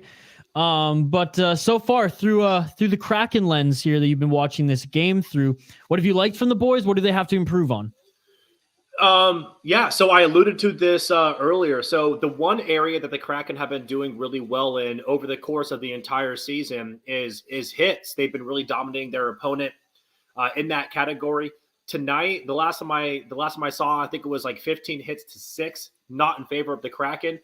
I would like to see them be more aggressive and getting after the puck. I don't just want to hit for hit's sake. I want them to be doing it because it's a smart play on the ice. With that being said, what I've liked is they're taking advantage of opportunities. So I think actually the Oleksiak goal might have been credited to Donato because it looked like Donato might have actually had a little bit of a redirection there on Oleksiak's shot. But with that being said, oh shit, we might have a penalty coming up here. So look, it may not be 30 seconds in, but it's like a minute 30 in. Okay, here we go. And right when I'm talking about it. And this is what I'm talking about. So the Kraken have been taking advantage of the scoring opportunities. They haven't shot a ton. In fact, it's pretty much even. But right there, that's a trip, right? Is that not a trip? Yep. As a person who's been watching hockey religiously for 2 months, that's an obvious trip. So I want to see the Kraken take advantage here because Florida is the better team. They're the better team on paper, the better team on ice. And, in order for the Kraken to win this game, they're going to have to get real resourceful. And so far they've done that. And that's what I've really liked about them so far. Yeah, and again, they don't have the elite talent, the top tier talent to like have a crazy good cycle on the power play. But for the most part, I mean, they're moving the puck okay, and they're making the simple plays. I mean, there's nothing much they can do, and the Panthers have the defense that they do and the penalty kill that they do. Yes, and with the goal tonight on the power play obviously in the first period, but with that goal, they've scored 5 goals, power play goals in the last 7 games. Like they're starting to figure it out, and I also follow that they've also been practicing it a lot too. So this is an emphasis they've been putting on their game. And as the year goes on, they're starting to gel and start to figure things out. And so it's showing up a little bit here, and we'll see if they can take advantage again. And I have to say, I mean, for the most part tonight, like a pretty packed house for Sunrise.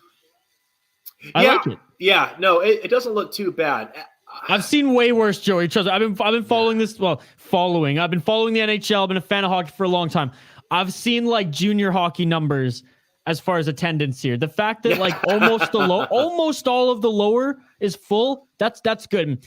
It's a comment-driven live stream, so we'll get back to some of the comments here unless the Kraken score here on the power play. Danelle saying, I hate games on ESPN because you can't see the games on TV and pay for streaming service that people can't afford or don't want to pay for. And ESPN don't care about hockey like was before back in the day. I know. I hope they start to care a little bit more. TNT right now is doing amazing stuff with their broadcast. They are. No, they're really starting to put it together. I have only been able to watch. Oh, what just happened there? I've only been able to watch one game on TNT. That was a Kraken broadcast game, but I really enjoyed it, and I hope we get to see some more of that because having that national exposure for the game is huge. And Danelle, I'm with you, man. ESPN isn't the best. They're starting to figure it out. It's a new streaming service, so I'm giving them the benefit of the doubt. Brent saying it needs a shorty here. Brent, get out of here with that shit, man. Come on. Danelle, out of the 4 teams that went back to retro looks again for the Flames, Senators, Sabres, and Coyotes, going back to the Kachinas once again. What is your guys' favorite jerseys out of the 4 teams? That's a good question, man. I'm out on this one. This is all you because I'm still a noob. So I'm really I'm a huge fan of the Lanny McDonald style Flames jerseys. So I really liked those ones personally. I think the Sabres ones are really fresh as well. The Senators, like, it's just a bias thing. Like, I just don't give a shit. So, like, I'm sure they're nice, but they're the bottom of my list there for sure. Okay. And Kachinas, man, the Kachinas are just classic as hell. So to rank these, Danelle, this is hard, man. It's a good one, though. Flames were number 1 for me, and this is my opinion, right? I'm not saying anyone's wrong or right. Their opinion differs, but Flames, Kachina, Sabres, and then again Senators, because again I just don't give a shit about the Senators. It's funny, I'm the Canadian here. I hate the Maple Leafs, I hate the Canadians, and I don't give a shit about the Senators. Wait, I'm a West Coast Canadian. Why the Senator? Oh fuck! Oh thank God. Okay, so sorry. Why the Senator slander here? What's going on with your dislike for the Senators? It's not even dislike. It's exactly what it said. I just don't give a shit. Like I don't care. Okay. Fair, I don't care about them. There's so much apathy towards that organization. It sucks them being like the nation's capital. But like to talk about play Sunrise and Glendale, the fucking Senators don't even play in Ottawa, Joey. Yeah, no, that's pretty brutal. I'm with you on that. They're in Canada. Yeah. And they need to be downtown Ottawa. They really do. Sorry, I'm trying to catch up on the game here. I want to make sure I didn't miss anything. Oh, I thought the Kraken were going to get a goal here. Son of a bitch. A good effort by the Kraken there. They moved the puck well on the power play. And that's the thing. They've been cycling it really well. Like the puck is starting to move a lot more, which shows to me chemistry and confidence. Those are my two things I'm really looking for here, and they're starting to build that. Panthers only leading in shots again by 5. It's been pretty even this entire game, back and forth there. I imagine though Kraken fans watching this game are just like a little bit more nervous than the Panthers fans, despite the Panthers being down by a goal right now. Speaking of Lanny McDonald, by the way, I love Sam Bennett, especially when he's with the Flames, his Lanny McDonald mustache there. What a beauty. And Sam Bennett himself is just a story. Like, yeah, I mean, he's on centering the top line tonight between Huberdeau and Owen Tippett. The guy was a 4th overall pick for the Calgary Flames. Didn't really pan out great. I mean, he had an unbelievable playoff run when he joined the team. Didn't really pan out there. Became their like 4th line center. And is absolutely like he learned how to play the two-way game, Joey, after being a super high draft pick, a talented guy ripping up the OHL in the junior ranks. Comes over to Calgary, has to become like a 4th liner grinder to really stay in the league. Comes to the Panthers and just starts playing amazing. Yeah. 12 points, 7 goals in 16 games right now. He's centering the top line. So Sam Bennett's been an interesting story for the Florida Panthers this year. They're so deep as far as their center depth. I know Barkov is injured. Well, he only played 15 games thus far, but I mean, Barkov's one of the best centers in the league. Sam Bennett, Sam Reinhart, like it's insane. No, and he was a guy that I was really, really looking forward, to playing tonight. And as a new hockey fan, I actually did, some research on him, and I'm torn because a part of me really wanted, to watch Barkov play just as a sheer new hockey fan. Another part of me is like, really want the Kraken to get a win. And if he's out on there on the ice, it's going to be a lot harder. And I took some quick notes. So for anybody that wants to know, a couple of reasons why he's so good. He's in his prime. The guy's 26 years old. Right before the season started, he signed an 8-year deal. He's a top 10 player in the league, easy. Last year, he was 6th in MVP voting, and he won the Selke Trophy. He's for the best defensive forward in the league, and that was only last season. So he's not playing tonight because he's hurt. But the dude is an absolute beast. And the more I read about him, the more I was like, fuck, man, I really want to watch him play.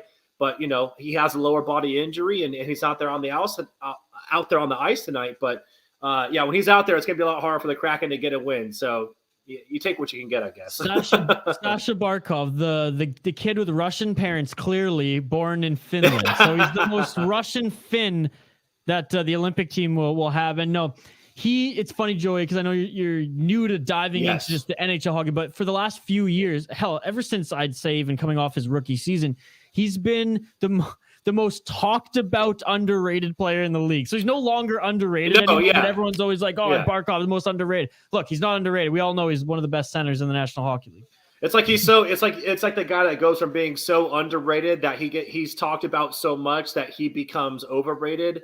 And another guy that's obviously not starting tonight is Sergei, and I really wanted to see him in net. And I found it really interesting because and you probably already know this shit because you're a fucking hockey savant, but I didn't know. So when he was with Columbus, he's a shutdown goalie. Oh, and unbelievable. So he signs this mega deal to come over to Florida, but his first 2 seasons, he's kind of I don't want to call him a bust, but it was bad. It was bad. But then a couple things happen. He has a kid, and it completely changes who he is. Like his whole like outlook on life changes.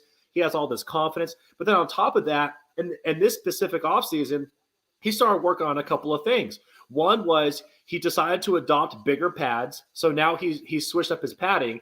And the second part was he decided that he was going to start skating out of the net a little bit and starting to play with more confidence and really challenge guys on their angles. It's completely changed his game. And now he's playing out of his fucking mind. He's like one of the best goalies in the league this year. No, and what I love about Sergei Bobrovsky, goalie Bob, he's one of the hardest working the professional athletes in the game of hockey right now. So it's like, it's not like we see players, and there's one in Vancouver right now who's pissing me off, who signed the big tickets, and then somehow they take their feet off the gas because, hey, I'm signed for a few years and I got that multi-million-dollar deal. Yeah. He signed a 10x8, if I'm not mistaken, or a 10x7. So $10 million over 8 years, which I know, Joey, you come from following the NFL. That's not huge. In hockey terms, that's a lot of money. And for a goalie, like $5 million for a goalie is a lot of money. You're making double that. That's potentially 2 other roster players that you've taken off your team because you're putting all the salary in goalie. So, like, not saying he didn't deserve it with how outstanding he was with the Columbus Blue Jackets. Yeah. But having the 2 years since, I believe it's 2 years since signing the deal in Florida, it's been bad. I like that he's turned it around, and I'm happy because based on the people who I know who've covered Bobrovsky and who work in media, they've all told me, man, this guy is one of the hardest working NHL players. It's not like he took the money and ran like we've seen in all professional sports. Yeah, no. And on a random side note here, I want to interject. Looking at the game, look at that stat. And I was talking about this earlier, and the Kraken being really strong on the faceoff. They have won 22 out of 25 faceoffs tonight. If you want to look at the reason why the Kraken have a 2-1 lead, they have a 22-3 advantage on the faceoff. But yeah, man, no, I'm with you. No, that's important, Joey. Faceoffs are huge, man. It's big, and I'm telling you, like Geeky is a player that stands out specifically when it comes to the faceoff for the Kraken. But in general, that's an area where they have completely flipped the tables around and have started to improve. And I think it's building on their confidence. Like, you see a team that's attacking a lot more, and they're a frisky team. And again, you look at their record and you think you're going to go in, and it's going to be an easy night, and it's not always going to be that way. And I'm really liking the effort they put together so far. Gord actually just missed a wide open fucking shot on net there that would have made it 3-1. I mean, when I say wide open, like, there's no shot of this goal being blocked. So that's kind of brutal because they got to take advantage of that, but we'll see how they come back because they're still on the attack here. Back to the comments again. It's a comment-driven live stream. Danelle saying ESPN only cares about the NBA and the NFL because it's their big popular sports in the NHL. I mean, yeah, like, I get it. I mean, it's true. Actually, it's true. I don't get it because I'm from Canada, so like it's hockey all the time. When it should be lacrosse, since that is our national sport and my favorite sport, box lacrosse. But anyways, interesting. Okay. It's a hybrid between basketball and hockey. Box cross, you can fight. You can literally hit your stick again. Not that I condone this violence, but you can literally hit the guy in the head with your stick, and it's legal. It's nuts. Yeah. So crazy sport. Lacrosse is one of the most growing sports in the United States. Actually, NLL. It's a good league. It's a very good league, and I will say, Danelle, you're not wrong, but as somebody that, again, and I'm a fucking noob. I'll own that shit all day. I've been starting to watch hockey now. It's been basically since the Kraken have been announced. That's when I decided to really go balls deep into this shit. But I notice a lot of the things that other leagues do that the NHL doesn't do that I would really like to see the NHL embrace. If I were a commissioner, one thing I would do right off the top, I would eliminate making the players wear suits to the games. I know that's like a controversial opinion. We like our suits. Listen, I understand tradition, but if you want guys to start showing their personality and get people to start talking, and it seems like a small thing, but it's little things like that get people bought in. Also, lean into the rivalries. Lean into the shit talking. It's like, this is like the only fucking like professional sports league in the United States where the guys can fucking fist fight in the middle of the game and they don't stop it. Like, you need to lean into all of that, build up the rivalries, build up the shit talking, mic these guys up while they're playing on the ice. Like let's get some of that stuff going and really get people bought in. Don't you think that ESPN should make a uncensored feed that is just has mics in spots of the arena where you can just hear what's actually going? And if they make it uncensored, then I don't think they're liable if some, let's say, colorful language, not even just colorful language, maybe derogatory shit is said, and hopefully their producers can be quick on it. Yeah. A slight delay. Yeah. No, but seriously, I think that would be absolutely incredible. Janelle saying, and again, keep the comments coming, everybody. We love them. I heard the Senators don't play in Ottawa. Where's Canada? Is that a suburb of Ottawa? And people said they need to play downtown, just like you said. Yeah, it's like 40 minutes away in the snow that Ontario gets around there too. It's like sometimes even the players are late and the games have to be postponed or delayed, or it's a nightmare. It's the same sort of thing as Glendale. They thought Canada was going to be a big suburb.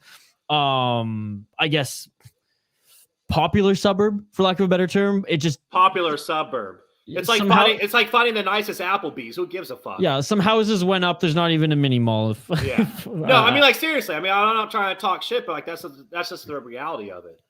Rick saying, yes, guys, so true. Rick, this comment came in a little while ago, so I don't remember what you were talking about. Sorry, Rick. We're on a tangent here, but we have your wine and your beer covered, so we'll be riding with you tonight, brother. 9 games going on tonight, and though the Kraken, again, I have this game ongoing. They've had some. Yanni Gourde's had a great opportunity. I just missed. He should have scored. He should have scored on that. Who's that? 72 for the Kraken. He had a good opportunity. Yeah, he had a good opportunity too. But if you look at the shots now, Seattle Kraken only had like 2 or 3 shots this period. The Florida Panthers are really pepping. Now, again, not high danger opportunities. I think the Kraken still got him beat there, but now 21 shots to 11. Yeah. Aaron Hockey. Saying, I hope Seattle can get Matt Murray. Yeah, Matt Murray waived by the Ottawa Senators, which is unbelievable after signing, I believe it was a $25 million contract just last season. Wait, so really quick here. And Aaron, I appreciate this because this is where me being a hockey noob, which again, I will own all day, but this is where I see a name and I don't have any information. So Isha, can you tell me how the addition of Matt Murray would be a positive for this Seattle Kraken? Because it sounds like he would be a badass and a great addition, but why would he be a great addition? What would he bring to the Kraken? So he won 2 Stanley Cups in Pittsburgh back to back. There's that. Well, I mean, him and Marc-Andre, like it was a tandem. They but he was very, very good in Pittsburgh. Is he a goalie? He's a goalie, yes. Okay, you mentioned Marc-Andre Fleury. I'm like, so he's a goalie. Yeah, started to I don't even say fall off, but wasn't a Stanley Cup performer in the last like couple years with Pittsburgh. Pittsburgh decides to go with their only 1 or 2 year young, because Matt Murray's only 26 years old. He won a Stanley Cups as a young goaltender.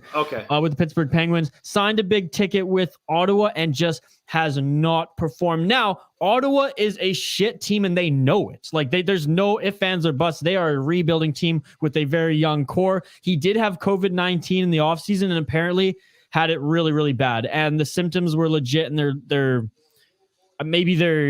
he's had complications and that has affected his play. I don't know. That's just what I've been reading about.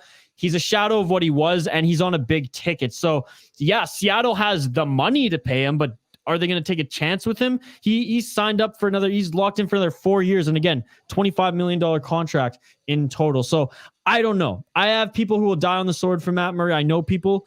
I personally am not sold. I think Seattle Kraken, not that they have the best tandem, but like they have 2 capable goalies, 2 good goalies in there. I think they shouldn't mess with it, bringing Matt Murray's money in the door. Right. So, and Aaron, I appreciate that insight, man. And I will say really quick, I'm totally with you. But with that being said, if you watch every game throughout the season so far, the team has really been putting Gruby especially in a really bad position between Hackstall's ability to constantly fuck up the goalie rotation and the team to just play shit defense and allow a lot of like breakaways and just and again just putting Gruby in situations that are not ideal. The past couple of games, even the loss last night, I think is more indicative of how good of a goalie Gruby is. And on top of that, look at tonight, for example.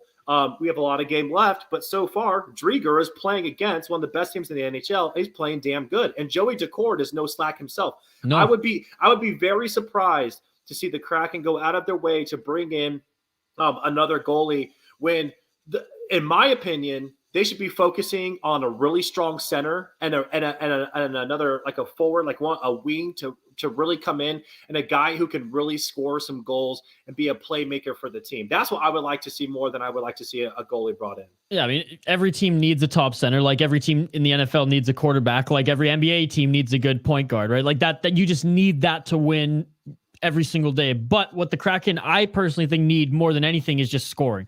Yes. Draft the center, draft your Sidney Crosby, your Evgeny Malkin, your, whatever. Draft your center. That's okay. Really try to bring in scoring if you can. Again, it's a comment-driven live stream. Keep them coming, ladies and gentlemen. As Brent says, the only reason Seattle's winning is because I took Florida on my pro line. Don't say that. There's still a whole period of hockey left. And if you haven't gotten your score predictions in to win some merch, please get them in. Let us know. 5 minutes into the third period, we're cutting it. We're cutting the entries. So let us know who you think is going to win and what the score is. NZ Hockey. Hockey's the best sport in the world.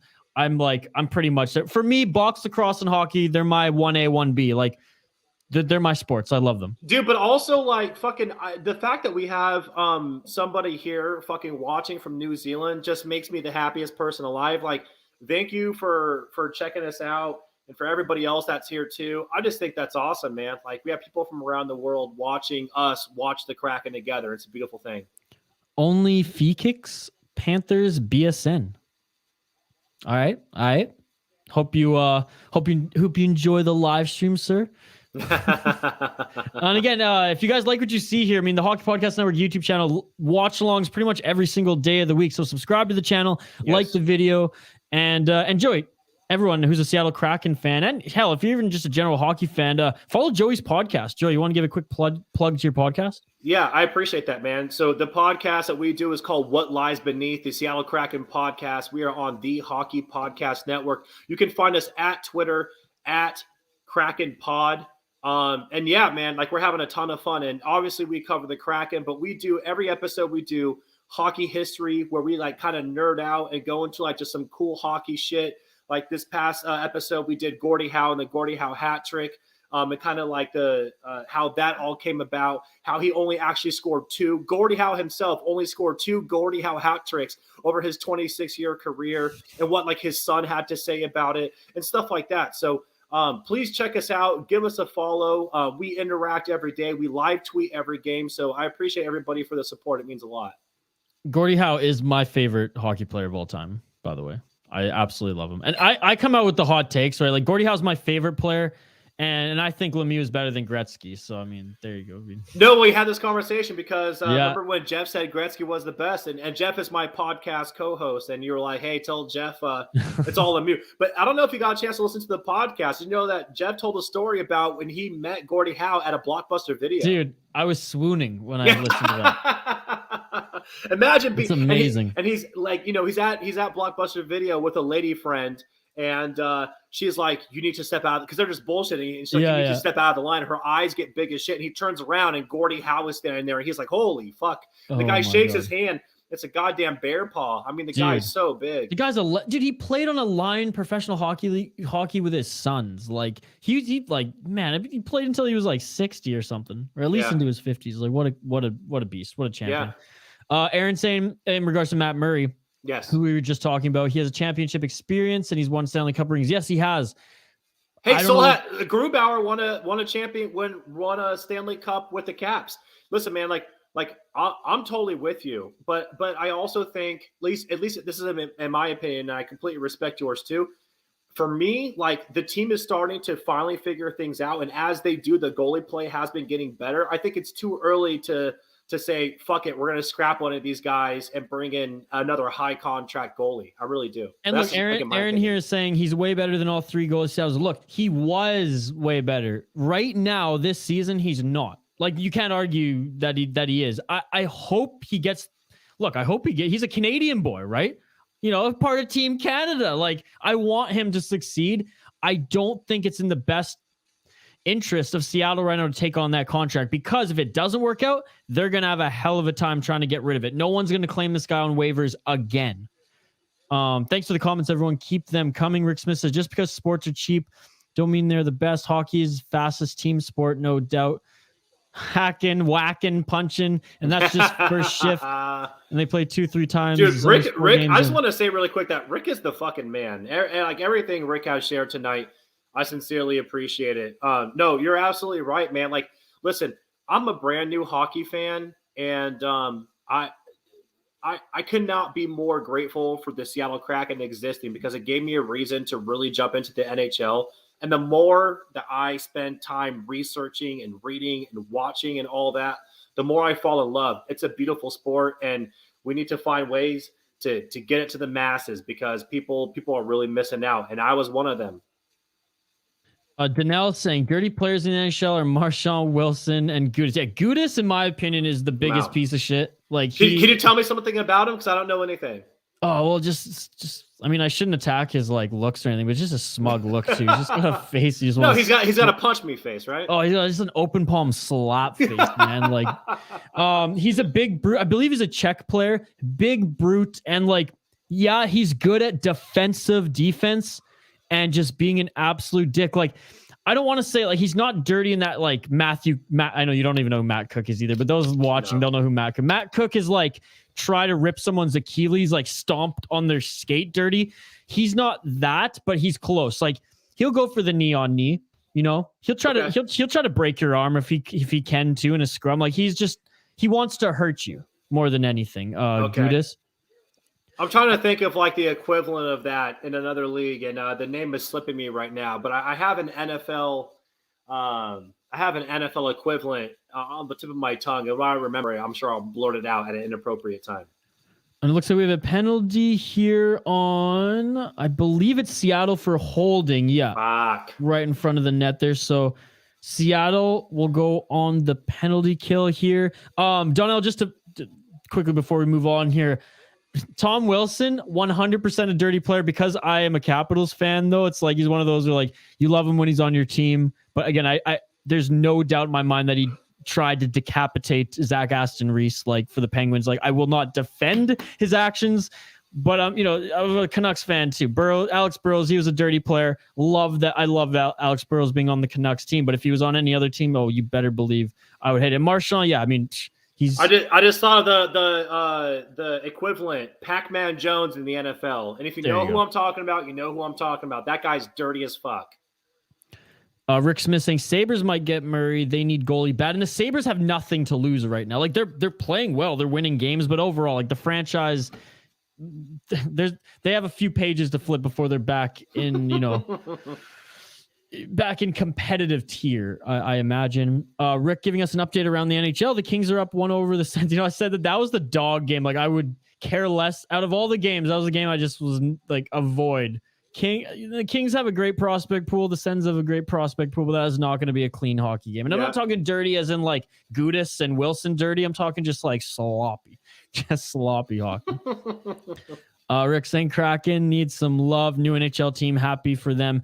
Quebec next to get a team, maybe Arizona. Rick, I don't think Arizona's moving again. I think they're Gary Bettman's baby. If there's any team to move, it probably would be them. How about we just go pure controversial though and say, fuck the Senators, move them to Quebec City. Ontario already has a team, and let's be honest, there's always going to be more Maple Leafs fans than there are Senators fans. The Senators don't even have a Stanley Cup. Yeah, they made it close with Alfie and the boys, but let's be honest. Quebec City would go nuts. Now, I'm not necessarily in support of it because if Quebec City gets a team, it's going to be that asshole Patrick Waugh, who's going to be president, GM, and owner probably. Whoa, the Patrick Waugh slander. Sorry, I told you I didn't like Montreal. I told you I don't like Montreal. Well, I know him from when he was tending the net in Colorado, and I was a big fan of him then. So that's when I was when I was on his team. The player, taking nothing away from the legend that is. He just seems like such an asshole. No, he seems like a giant prick, but it's also probably why he was so successful in the NHL. Yeah, I mean, as a coach, he tried to fight. As a coach in the NHL, he tried to fight Bruce Boudreau. I want that. I fucking want that. Have you seen that clip, Joey? I've seen it. It's fantastic. Oh my God. And like Bruce Boudreau, come on, he's a big teddy bear, mucks Haagen-Dazs between periods. He's not going to fight. Like, Haagen-Dazs is a little inside joke there too, by the way. No, I fucking love it, man. I think it's awesome. I mean, he's also, when he was a goalie for the Avalanche, I remember as a kid watching him skate out to center ice and drop the mitts. I'm like, dude, you're a goalie. Like, what are we doing here? Yeah, I mean, again, taking nothing away from the legend that he was on the ice, but just like he just seems like such a prick. No, he seems like a massive prick. With his Stanley Cup lodge in my ears. Donnell Weaver, I've been an NHL hockey fan since the mid to late 90s. Donald, me too. 93 to be exact. That's when I entered this world. Oh my God. Yeah. That makes me feel old as shit. I'm an 84 baby. So there you go. Todd Bertuzzi was the cleanest player of all time. I don't know. Do you know who Todd Bertuzzi is, Joey? I do not. No, I do not. Mr. Big Bert here. I got the bobblehead as well. So he was one of the players on the West Coast Express line, which was one of the best lines in the mid 2000s for the Vancouver Canucks, but arguably the entire Western Conference. Marcus Naslund, Brandon Morrison, and Todd Bertuzzi. Big brute. Yeah, he scored goals. Yeah, he had some nice mitts, but he actually was charged and ended a player's career by hitting Steve Moore in the back of the head. Actually, rivalry with the Avalanche. Yeah, he was criminally charged, and actually, it didn't ruin his career as he was suspended for, I believe it was like up to 2 seasons, if I'm not mistaken, and then traded to the Detroit Red. Was he traded to Detroit first? It might have been Islanders first, then Detroit. I believe he was actually involved in the Luongo trade where Canucks brought in, legendary goaltender Roberto Luongo. But yeah, he played another season or 2, faded off playing for the Detroit Red Wings. But yeah, there was we won't get into it all here on this slashing, but basically there was a big rivalry between Steve Moore being dirty for the Vancouver Canucks and a ref not calling a call. So back in the day, NHL players of the refs didn't call things, took it into their own hands. Bertuzzi took it a little too far by actually hitting Steve Moore in the back of the head, and he hit the ice, and then a dog pile over him. And Steve Moore never played an NHL game ever again after that. I don't even think he played hockey ever again after that, as he had concussion, I think neck and nerve damage. And yeah, Bertuzzi was criminally charged. I believe it was just settled actually like 2 years ago too. It took that long to settle it? Oh yeah, like it was nuts. Unbelievable. So yes, that's horrible. Long-winded, not just address to Joe Rogan's comment there. Yeah, unbelievable. All right, here we go. If the Kraken can go into the intermission here with a 2-1 lead. And you know what? One thing we haven't really talked about, I know I mentioned it in the beginning, and it was part of my poll question. So if you want to check out my poll, go to @SoManyWays2 Joey on Twitter. I said, is this the game that Drieger is going to break out? And dude, Drieger's playing a hell of a game so far. Besides the goal that he gave up, in the first, that was a hell of a goal, by the way, like on the Panthers attack. He's playing out of his damn mind. Like he's and against his former team. Yeah, 25 saves on the night. Not bad at all. Not at all. And I'm telling you, like, Aaron, and this is what I appreciate about what you're saying. Like I'm all for wanting the Kraken to improve, but I have started to see the goalie play start to improve as the team improves. Like, let's give these boys some time. And let's get this thing going. And I'm really liking the goalie play. King, what up, King? Joining the stream. What are the Panthers doing? I love it. As the first period is about to end here, we will go to a break. Keep the comments coming. We'll adjust the last few here before we go to a quick break. Danelle, if anyone says Quebec needs a team, it's not happening. Panthers, Coyotes, and Senators are staying where they are.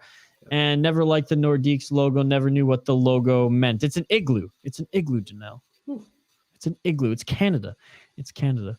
Each and everyone, I will be right back in like 2 seconds. Okay. Right back. 2 seconds. Full disclosure for Joey there. He's messaging me in the private chat here. He's like, dude, I'm I'm about to break the seal. I'm a bottle of wine and I can't wait for the break. I absolutely love it. That's okay. I love the honesty. As the second period wraps up, the boys go down the tunnel. We'll address the last few comments here before I take a quick break and we get into the second intermission here live on the Hockey Podcast Network YouTube channel. If you're just joining us, get your prediction in, your final prediction. I know it's a tight one here. Seattle Kraken lead 2-1 against the Florida Panthers. But if you haven't already, give your game prediction in and you're automatically entered into the contest. I peeled back the curtain, Joey. I told them all. I was like, Joey, the last 10 minutes. I tried to hold it. I was like, I'm struggling. Been messaging me. No, it's all good. We'll go to a quick break here momentarily, but we'll buzz through the last of the comments here and keep them coming even if we're in the break, folks. We'll only be a few minutes. Joe Rogan says, I heard back in the day, most goalies are assholes and alcoholics. Not sure if that's real, just something I heard. I don't think it's that accurate. I will say this. Goalies are a different breed. Think about it. This is your career. Your career to be in between posts and get rubber pucks fired at you. That is your livelihood. You have to be a little weird for that. No? I mean, come on. So I don't know. I know some used to put it this way. Mikko Kiprusoff, he was a legendary goalie for the Calgary Flames, Joey, in the 2000s. Okay. He was like the last goaltender in like the modern NHL who would still go take smoke breaks between periods. Stop it. Seriously? No, he is badass. He's Mikko Kiprusoff. He's such a legend. This Finnish freak, man. I love him already. That's fucking amazing. We have a ton of comments coming. We're going to get to all of them in the break. We're going to take a quick commercial break. On the other side, we'll talk about this second period, and we'll continue to take your comments as it's a comment-driven live stream. Get your predictions in. I see a couple of them coming. We will take note. We'll run down the poll question. We'll run down the contest, and we'll continue to sit back and watch this game with all of you. Seattle Kraken lead the Panthers 2-1 in this Kraken. Exciting game here. I'm Isha Dromi alongside Joey Cirillo. We'll see you on the other side live here on the Hockey Podcast Network YouTube channel.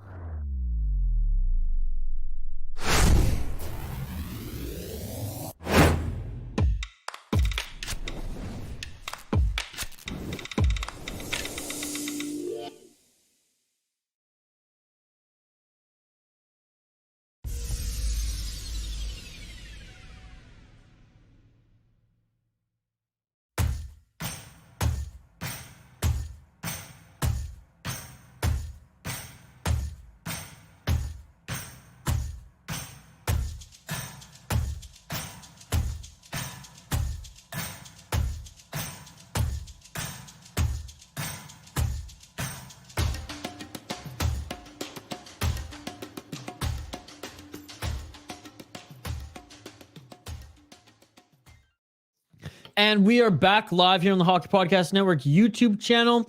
Florida Panthers, Seattle Kraken, an exciting game thus far. Excited to be joined alongside Joey Cirillo from What Lies Beneath, the official Seattle, I guess not the official, our official Seattle Kraken podcast here on the Hockey Podcast One day Network. it'll be the official. One day. There you go. It's a comment-driven live stream, so we'll jump right back into the comments. Keep them coming, everybody. We absolutely love it. You all are driving the bus here. We're just having a good time. Joey's diving into the vino. I've got a couple beers on tapped.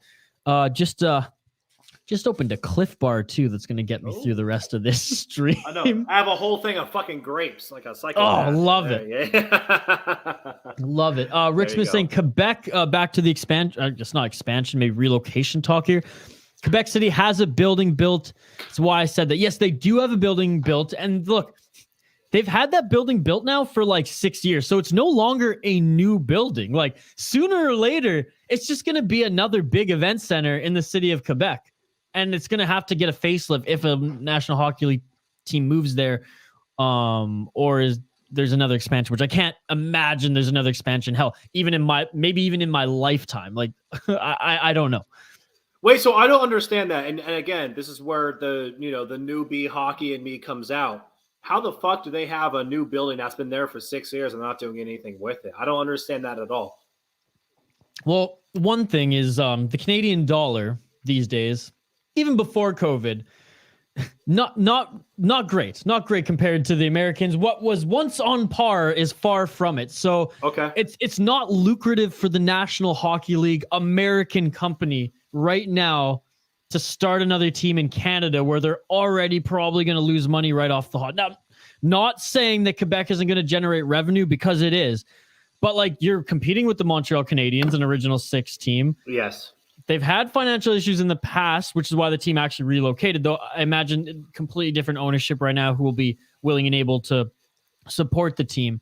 I just think it's just a lot of moving parts, and it all comes down to money.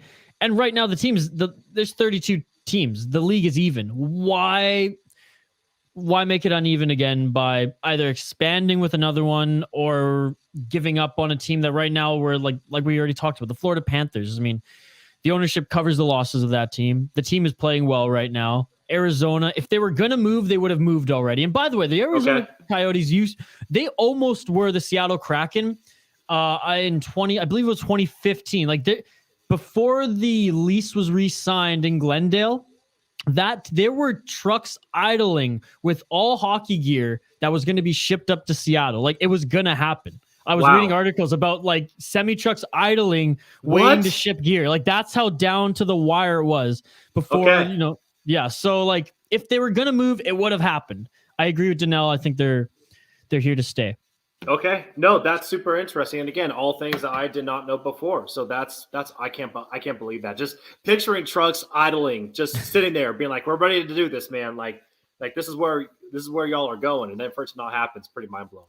Our boy Starcastic Remarks, by the way, saying, what's up? Thanks for joining the stream, What's up, buddy. Yeah, they joined the last live stream I was on, too, so I appreciate y'all. Thank you. Ryan and the boys are awesome. Awesome. Donnell saying Todd Bertuzzi was drafted by the Islanders. Yes, played with the Canucks. And his last team he played for was the Red Wings, Panthers, Ducks, and Flames before he retired. Really, all of those? See, I thought his last team was the Red Wings. And I thought that was in like 2012, 2013 that he was still in the Red Wings. The Kings, I mentioned that earlier. Brent saying 2-1 final. Brent, you already got your prediction in though, buddy. I've already locked it in 5-2 Panthers. So you can't go back now. I'm sorry. Brent, you son of a bitch. You sandbagging son of a bitch. Well done. Hey, the King got his in though. The King is saying Panthers victory 3-2. I don't like that, but I like that you're putting the prediction in there because you want to win some free stuff. I have to say this, and for everyone joining here, like, oh, here we go, Alvera coming in. Alvaro, Alvaro's joined us before. Panthers 3-2 as well. Release the Kraken. That's all I'm going to say about that. And by the way, for those getting your predictions in, and if you're just joining the stream in this second intermission, 5 minutes into the third period, we're cutting the contest entries. What you have a chance to win is a THPN merch item, which, you know what, I'll bring up on the screen right now. All you have to do is tell us who you think is going to win tonight's game and give us the score prediction for chance to win a THPN shirt here from our merch store. Give me 1 sec. And everyone's getting their predictions in. So thank you all for doing so, much like Alvaro. The one thing, the safe bet, Joey, is 3-2, but you got to be careful because those empty netters will fuck you over. Yeah, they will fuck you over because just as easy as it could be 3-2, it could be 4-1 or 5-1. So I'm just saying, go Kraken. So out of the t-shirts here, you have a chance to win Canadian, just a normal THPN. We got the US one too. I'll throw the link. I'll throw the link in the chat as well if you want to support the Hockey Podcast Network and check out our merch store right now. Though all the remaining weekend here, Black Friday and American Thanksgiving sales, you use promo code HOLIDAY and you get 20% off your THPN purchase. So go and check that out. Danelle saying, Joey, check out the video, what Bertuzzi did to Moore on YouTube. Then you'll know why people hate him. Yeah. God. And look, even as a Canucks guy, like I appreciate the West Coast Express line. I love Marcus Naslin, love Morrison. And at the time, I loved Big Bert as well. I say how I liked Alex Burrows being a Vancouver Canuck, even though he's like a shithead to the rest of the league. You know, the worst thing I think Burrows did was like bite someone's ear. Like not too crazy. So he pulled a Mike Tyson? Yeah. Oh, okay. He's a crazy French guy from Quebec there. Okay. Now he's actually coaching in Laval, and he was an assistant coach for the Montreal Canadiens when they made their playoff run last year. So shout out to Alex Burrows. But again, I loved him on my team, and I probably would have respected him on another team to a certain degree. Yeah. You know, because like I hate Marchand, but like look, he's a hell of a hockey player. You can't respect what Bertuzzi did. I mean, that's criminal, literally. Yeah, no, I that story blows me away. Danelle, I appreciate it, man. You're dropping a lot of knowledge on me. Listen, I changed your life with the Popeye spicy chicken sandwich. You just changed my life with the YouTube video information. So I will definitely go and check that out. I appreciate it. So I've discovered a new favorite pastime, which is watching old hockey highlights on YouTube and checking out some backstories. It's been a lot of fun. Joey, after this stream, I gotta send you some links to keep you going for the rest of the weekend, man. My personal favorite right now is watching people from England watch hockey fights and their live reaction. Unbelievable. Awesome. Joe Rogan said, I have cash on 4 games tonight, so if I have to lose one, I hope it's this one. For my fellow Joey. Listen, that's a Joe recognized Joe. That's a Joey looking out for a Joey right there. He deserves the reggae horns for that one, Joey. Do it. Yes, let's fucking go. I forgot I had my soundboard here. This is going to be a hell of a third period. I was going to say, I actually am kind of disappointed that we have not utilized that the entire time. So, yeah. I got another one. This one's my favorite. Yeah, that shit beautiful than a motherfucker. We should have used that right after the Oleksiak, Donato, whatever the fuck goal. We should have used that. We always sorry, Joey. I'm failing as a producer here. DLB Productions, what up? Thank you for joining the stream. Subscribe to the channel if you like watchalongs. We have them pretty much every day of the week saying go Seattle Kraken. DLB, get your prediction in. There's still time. There's like 10, 15 minutes left to enter the contest. Tell us who you think is going to win and the score prediction. We got quite a bit of entries now too. So in the final break after the third period, before we go into our post-game show, I will make sure to check the list and see who's eligible to win the some of our merch tonight, a THPN t-shirt. Throwing just a little happy face. Gotta love it. Gotta love the happy face. Best comment ever. Just smiles. Rick Smith in Quebec, they were expecting Arizona or Ottawa to fail, I'm guessing. I mean, these days, sure. And look, Ottawa franchise, it's not thriving. It's not thriving, but they got a good young core. I'd say the Ottawa Senators and the LA Kings, and I know I'm missing another one, like New Jersey's good too. And Janelle, I mean, remind me of other prospect pipelines right now that are better than Ottawa's and LA. And funny enough, they're playing tonight in what I predicted would be a dog's breakfast of a game because they're both young teams. You can't just drop something on a noob like dog's breakfast and not explain yourself. So do you mind explaining what a dog's breakfast game would be? I mean, not that appealing. I mean, dog's breakfast is usually not too appealing, especially if it's the wet stuff. It's the dry stuff. I mean, whatever. Yeah. Okay. That's so interesting. I love this shit. That must be a Canadian thing. One of my favorite. No, I've never heard that ever. Really? Like, ever. One of my favorite radio hosts who covered AM radio, sports radio in Vancouver. That was his thing. A dog's breakfast of a performance. Old Brit who lived in Vancouver his whole life doing. Tony Gallagher, for anyone from Vancouver, Tony Gallagher used to say that on TSN 1040 all the time. Well, you know what that reminds me of? It reminds me of the Dave Chappelle skit where he was doing Tyrone Biggums. And he was doing the quote where he was like, do you know what dog food tastes like? It tastes just like it smells. Delicious. I love it. Rick's giving us, again, around the league. I would love this. We have actually a lot of people. I'm surprised Andrew B's not in the stream. Andrew B usually gives us around the sports, around the NHL and around the sports. No, I love the sports updates. It helps out a lot. So it looks like he just said the Oilers just scored. 2-0 now. 2-0. Okay. How about those Edmonton Oilers, man? Like Connor McDavid and Leon Draisaitl they have 36 points right now in 20 games. It's crazy. Obviously, Draisaitl scoring them all at over 20 goals already. McDavid setting him up. Both of them are on pace, Joey, for 164 points. We haven't seen that shit since Gretzky Lemieux. Now, Crosby and Ovi, when they both came in as young guys, they were pretty close, hitting like the 120s. We haven't seen these numbers since Lemieux and Gretzky in the modern NHL. So if they put up those numbers this year, if they continue that pace, that will be incredible. But you know what I think is even more incredible?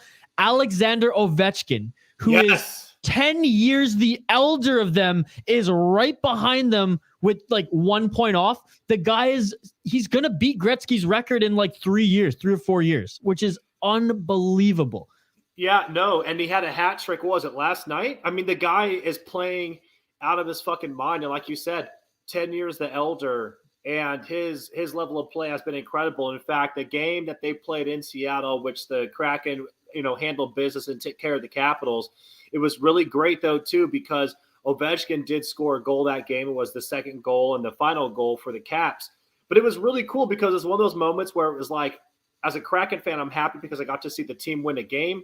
But a lot of people that attended the game were able to say that they were able to see one of the best goal scorers and one of the best players in NHL history score a goal at Climate Pledge Arena in Seattle. And that was a really cool moment. I mean, the guy is just an absolute fucking monster. And to your point, what they're doing up in Edmonton is unbelievable. Seattle had a game against them earlier in the season, and I just watched basically McDavid and Draisaitl just work the fuck out of them, just like they work pretty much everyone. And speaking of McDavid, please tell me you saw the video they did of the MTV Crib style of them going to his house where it's nicest house in Edmonton. I'll tell you that, man. I'll tell you that much. I like how they're like, oh, check out this nice view. It's just a bunch of dead trees in a dog park. I'm like, what the fuck are we looking at, man? That's Edmonton, Alberta. I'm telling you, Calgary, unbelievable city. And I'm not knocking Edmontonians because I've partied in Edmonton. Look, White Ave, it's legendary. All right, it's like From what I remember, oh my God, fun times. But if you're going anywhere in Alberta, you want to go to like Lake Louise in Calgary. You don't want to go up to Edmonton. I knew you were gonna say that because I it was thought so that funny, too. dude. I was laughing so hard. He was like, "Oh, here and look at the view," and they just like do like a panoramic shot of outside of his home. And I'm looking around. I'm like, that's Edmonton. All I see are dead fucking trees in a dog park that he lives right on. It looked like a very public dog park. I'm like, dude, you're the most like popular player in the NHL right now. What the fuck are you doing? Like, there's no view here.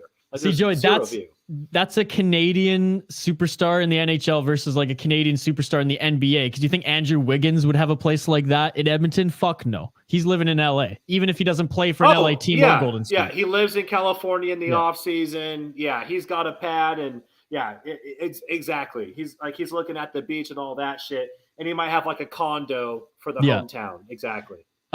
Jacob Day, a regular on the channel. What's up, Jacob? He's a Vegas fan. Vegas will come back, watch us. Hey, look, Vegas now with the healthy Stone and more players coming back in the line. I mean, Vegas is going to be they're going to end up running the Pacific. I mean, Edmonton, Calgary, no disrespect, but when Vegas is back, Vegas will come back.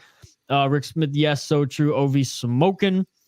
This amazing house, amazing wife, McDavid. Yeah, I mean, well, yeah. Look, hockey wives, they're all smoke shows. I mean, come on. Yeah. Every single one. Listen, if I'm Connor McDavid too, you know what I am also doing? Dating a smoke show. So, you know, good for him. Look, my buddies who played Junior A growing up, all their girlfriends, man. Like, I was like, I'm a chump here in high school. Like, I should be playing hockey. What is this? Jacob Day, 3-2 Panthers gets his prediction in.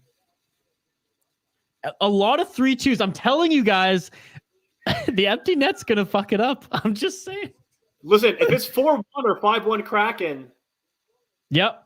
And Joey had a 5-3 prediction, by the way, going into this game. I did have a 5-3 prediction. Oh, and by the way, I saw a comment earlier that we might have skipped. Let me go to my notes real quick. Oh yes, there it is. There it is. So I don't proof. Yeah, I don't want to hear it on the notes. Like I made an actual note. I thought the Kraken were going to win this game. And yeah, am I being a bit of a homer when I projected that? Abso-fucking-lutely. But you know what? So far, I'm a correct homer. So knock on whatever, I'll take it. Jacob Day in one of our last streams predicted, was it Minnesota was going to win like 400-1 or something? So he says, at least I didn't say 400. So there you go. The third period is underway. We'll take one more quick break here momentarily, but we'll get through the last of these comments coming in and keep the comments coming throughout the break. It's a quick commercial break here. We'll be right back with you. Janelle saying, hey, Joey, if you know that the NHL come out with reverse retro jerseys last season, if you didn't know, what was your favorite reverse retro? If you don't know what they are, just Google the jerseys. I've never looked at them. I'm going to have to Google this. I really will. But you know what, to Janelle, what I will say is that I saw the Kraken were kind of teasing out what they would do for retro, being an expansion team. And the Seattle Metropolitans were actually like the first NHL team in North America with to the win Christmas a Stanley colors, Cup, right? With the Christmas colors. Yeah. So they had an old school S with like green and red and white Christmas colors in the S.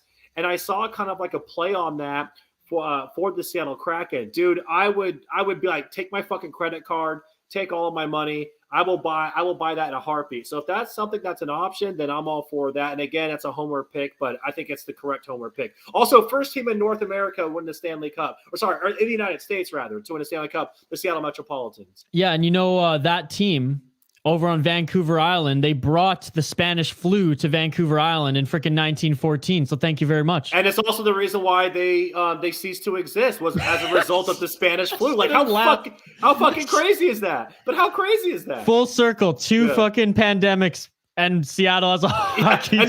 And then fast forward, nearly a century later, and another pandemic. It's like now's a good time to bring in another Seattle franchise. Like it ends in a pandemic and it begins in a pandemic. I can't believe no one's written a story like The Athletic just on Seattle, the pandemic hockey team. Like I feel like we just stumbled upon something actually. Yeah, there you go. Hey, tell Jeff for the next podcast episode. You got a little topic there on tap.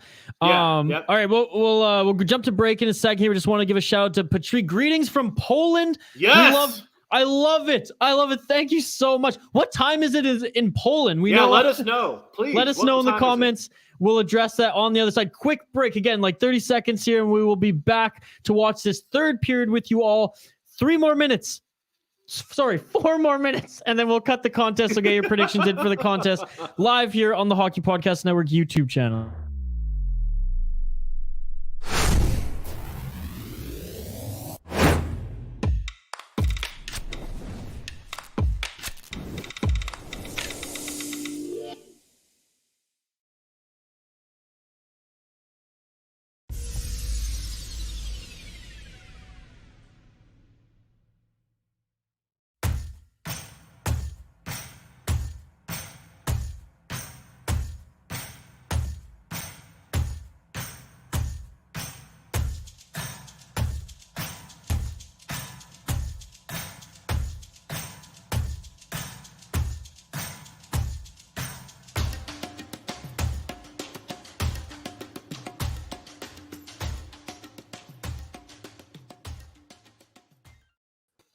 And we are back. Seattle Kraken, Florida Panthers. The Kraken still lead 2-1, despite the Panthers really pressing this period, Joey. Holy shit.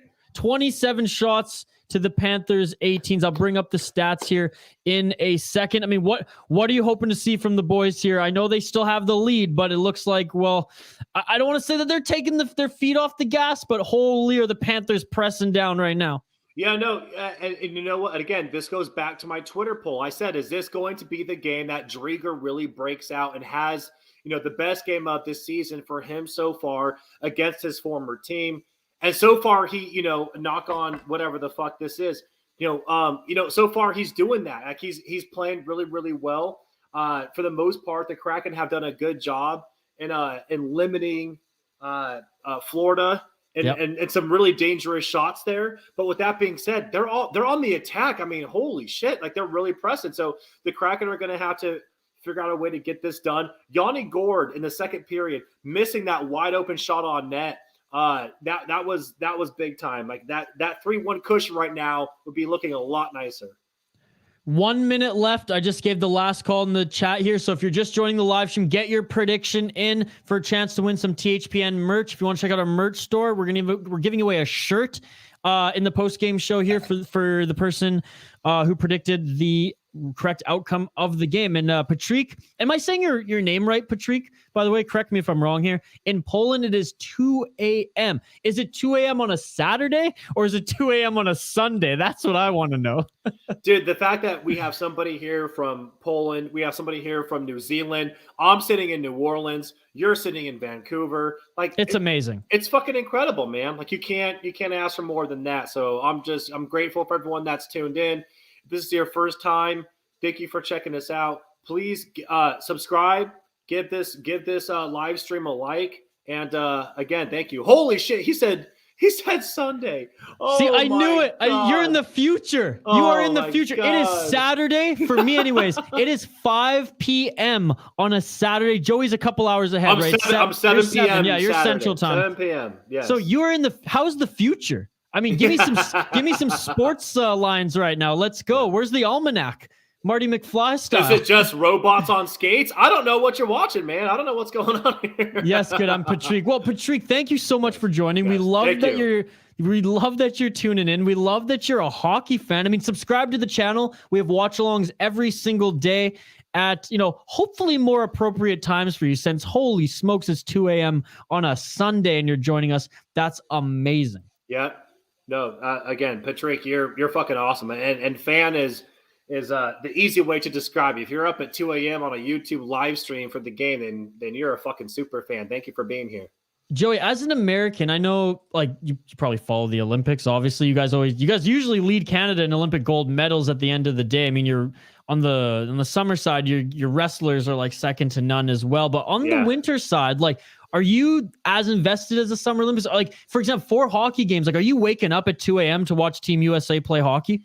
I honestly never have before, but I will now. Now, and again, I never had a reason to get into hockey because I never had a team before. And I always get, somewhat patriotic for the Olympics and will root for the USA and all that. But I've never gotten up early to watch, to watch any of the Winter Olympics and to watch the hockey games, and I will now. And with that being said, the Canadian kits, holy shit. Beautiful. Can we talk about how clean those are? Like, even you all like fucked up down south, by the way. We fucked up because and some people were giving them shit, but like even the all black ones with that's like my favorite one. They're so That's clean. my favorite one. I don't know how people are talking shit on those. So badass. Yeah, no, they're badass. You come out with black gloves too. Oh, and Jordan Eberle, did he just score a second of the game? I have to watch this replay. The lamp has been lit for the 4th time tonight. On the 20th shot for the Seattle Kraken, Jordan Eberle scores his 2nd goal of the game, his 11th of the season. My God. Wait, we got to hit the sound. You got to hit the sound on, there we go. Let's go. Yeah, that shit beautiful than a motherfucker. On the rebound, Joey. It was a rebound, and Jordan Eberle with a backhand. And a backhander. It's beautiful. Hold on. I got to tweet this out at Kraken Pod for my podcast. Here we go. Eberle, and by the way, William Schill is joining us from Sweden, giving us the blue and yellow hearts. Greetings from Sweden. Thank you so much for joining, William. Subscribe to the channel. Drop us a like. I know Sweden's like 9 hours ahead, I believe, or something like that. But we thank you so much. Appreciate all the love here on the Hockey Podcast Network YouTube channel. And the Seattle Kraken, 21 shots to the Florida Panthers, 29. They're leading them 3-1. And dude, you know what? I will say really quick too, William, thank you very much for tuning in from Sweden. But dude, so I was actually looking at the numbers for my podcast, the Kraken podcast, What Lies Beneath. So behind USA, the number 2 listeners, it's not Canada, it's not fucking, Australia, which we actually have a good presence in. It is fucking Sweden. So like we have a lot of Swedish listeners. So shout out to Sweden. Thank you so much. We're at Kraken Pod on Twitter, but we're What Lies Beneath the Seattle Kraken Podcast. Just thank you so much for listening to our podcast. It means a lot to us. Is it because Yarncroak is a Swede? Maybe, but I'll accept that all day because I just appreciate you all listening and thank you for the support. It means a lot. We have a question here from Patrick. I have a question. Do you remember any hockey players from Poland? Now, I don't personally remember, but this is how much we love having you around, Patrick, here on the stream. I just quickly did a little search. From what I see, there's only ever been 4 Polish NHL players who've ever played in the National Hockey League, or maybe even, I don't even know if this is NHL, actually. This might just be, this is NHL.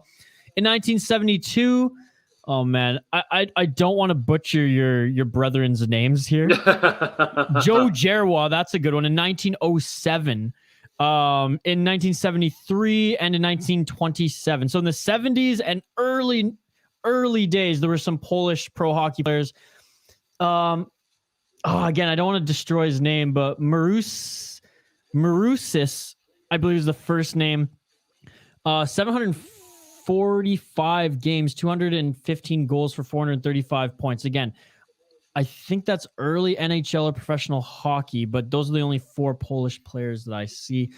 Here's the link. Actually, I'm going to throw the link. Oh my God, we almost made it 4-1 right there. That was a hell of a save. The Kraken are not fucking around tonight. Exactly. It's exactly how I feel. Here, Patrick, I just in the chat here, I sent you a link. This is a good site to show all like nationalities of players who play professional hockey in the NHL. So you can, I didn't want to be disrespectful, butcher the name, but I just threw it in the YouTube chat.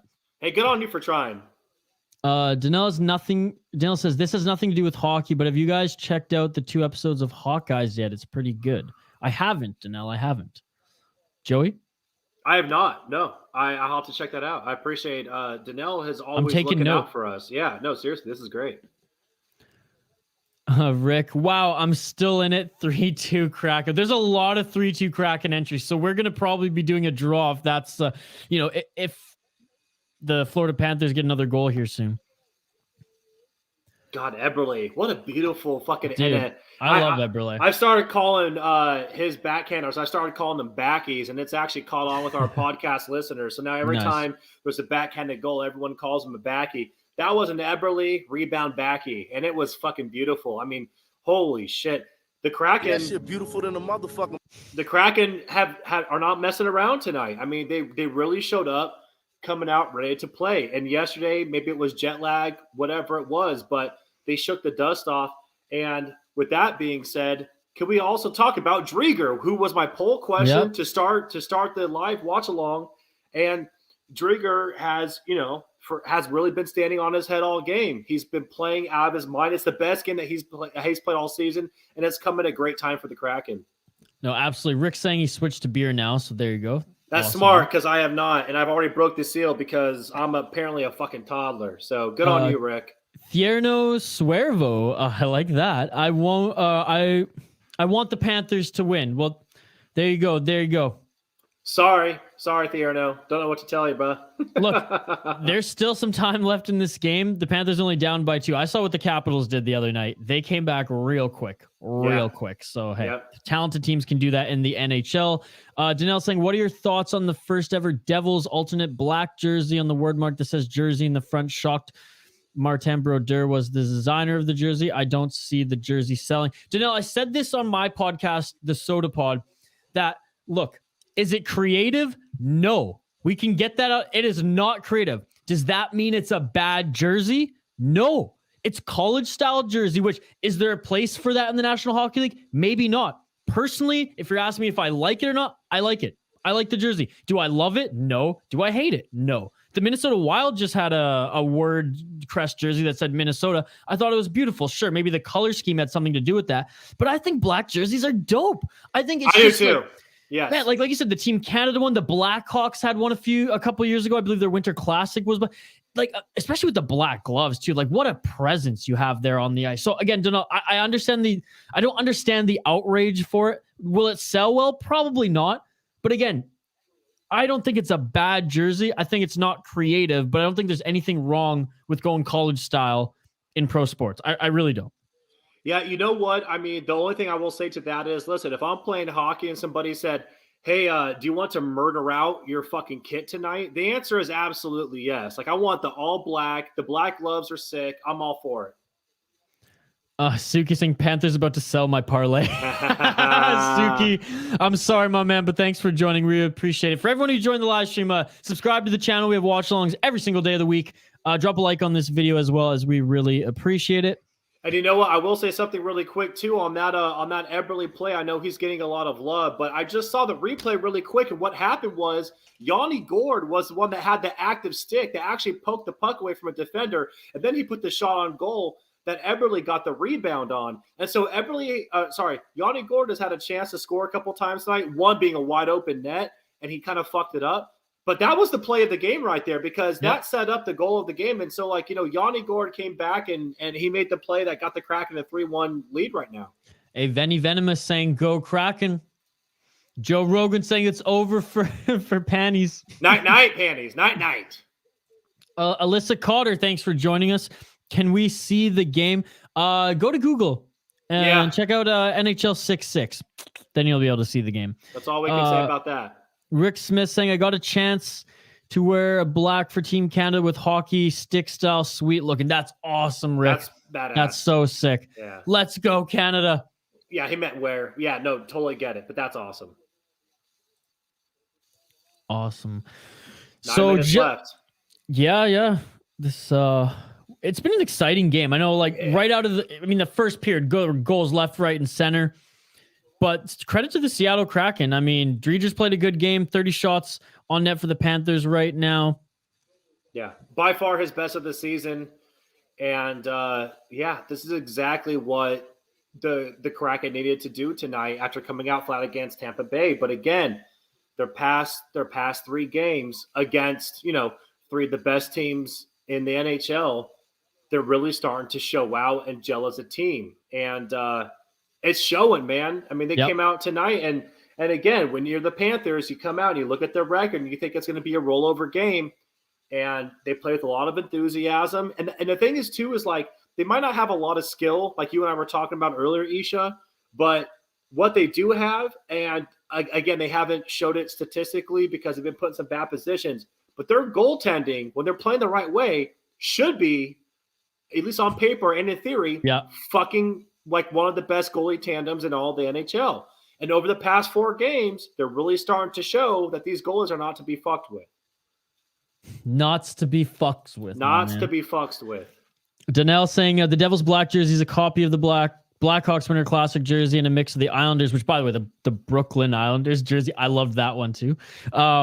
When there was playing at the Barclays Center at the time. Yeah, no, I agree with everything you just said there, Donnell. But again, at the end of the day, I don't think that a lack of creativity means it's a bad jersey. I don't think if you copy little things, it means it's a bad jersey. Do I love it? No. Do I really care overall? No. If someone gave it to me, would I wear it? Hell yeah. Hell yeah. Fair. Totally fair.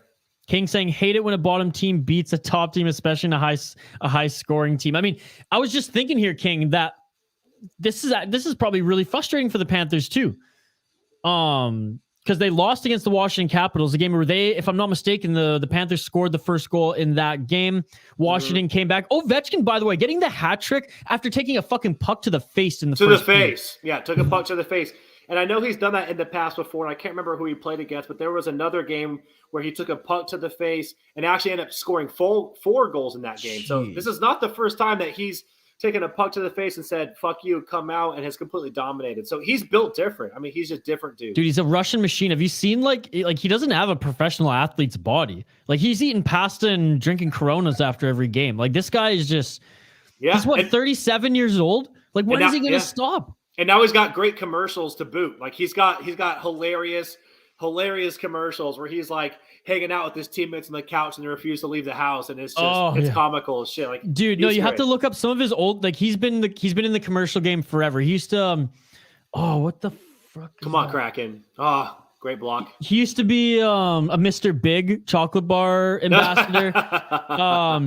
Him and like a couple of the Russian guys, I think for like Progressive Insurance, did like a whole like Soviet spy like bit, which was pretty good. No, it might have even been for Geico, actually, not even Progressive. But yeah, anyways, you should look up some of the old school Ovies, especially the Mr. Big ones were just like, they were so mid 2000s, like YTV style, that I was just like, are you kidding me?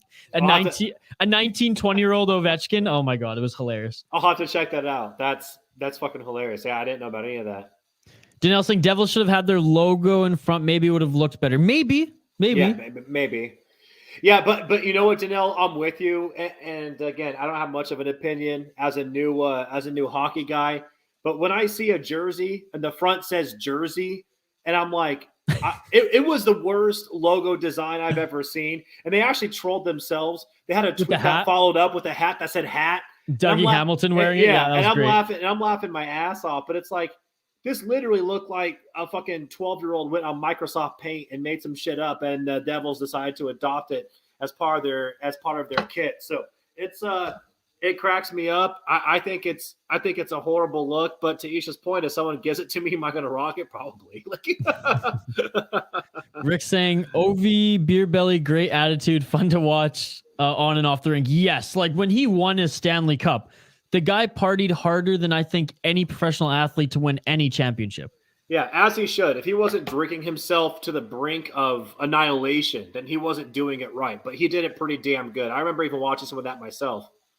Oh, we got Tanev and a little bit of a scrub in front of the nets. Get a little messy. I just saw that his arms were up. I thought maybe he scored in that whole, scrum there because he tipped it. It looked like he tried to go 5-0.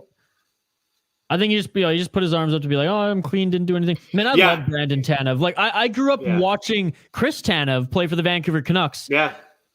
For so many years, very quiet individual, unlike Brandon. But man, just a hard-nosed player. Like, the guy blocks more shots than any other player in the National Hockey League.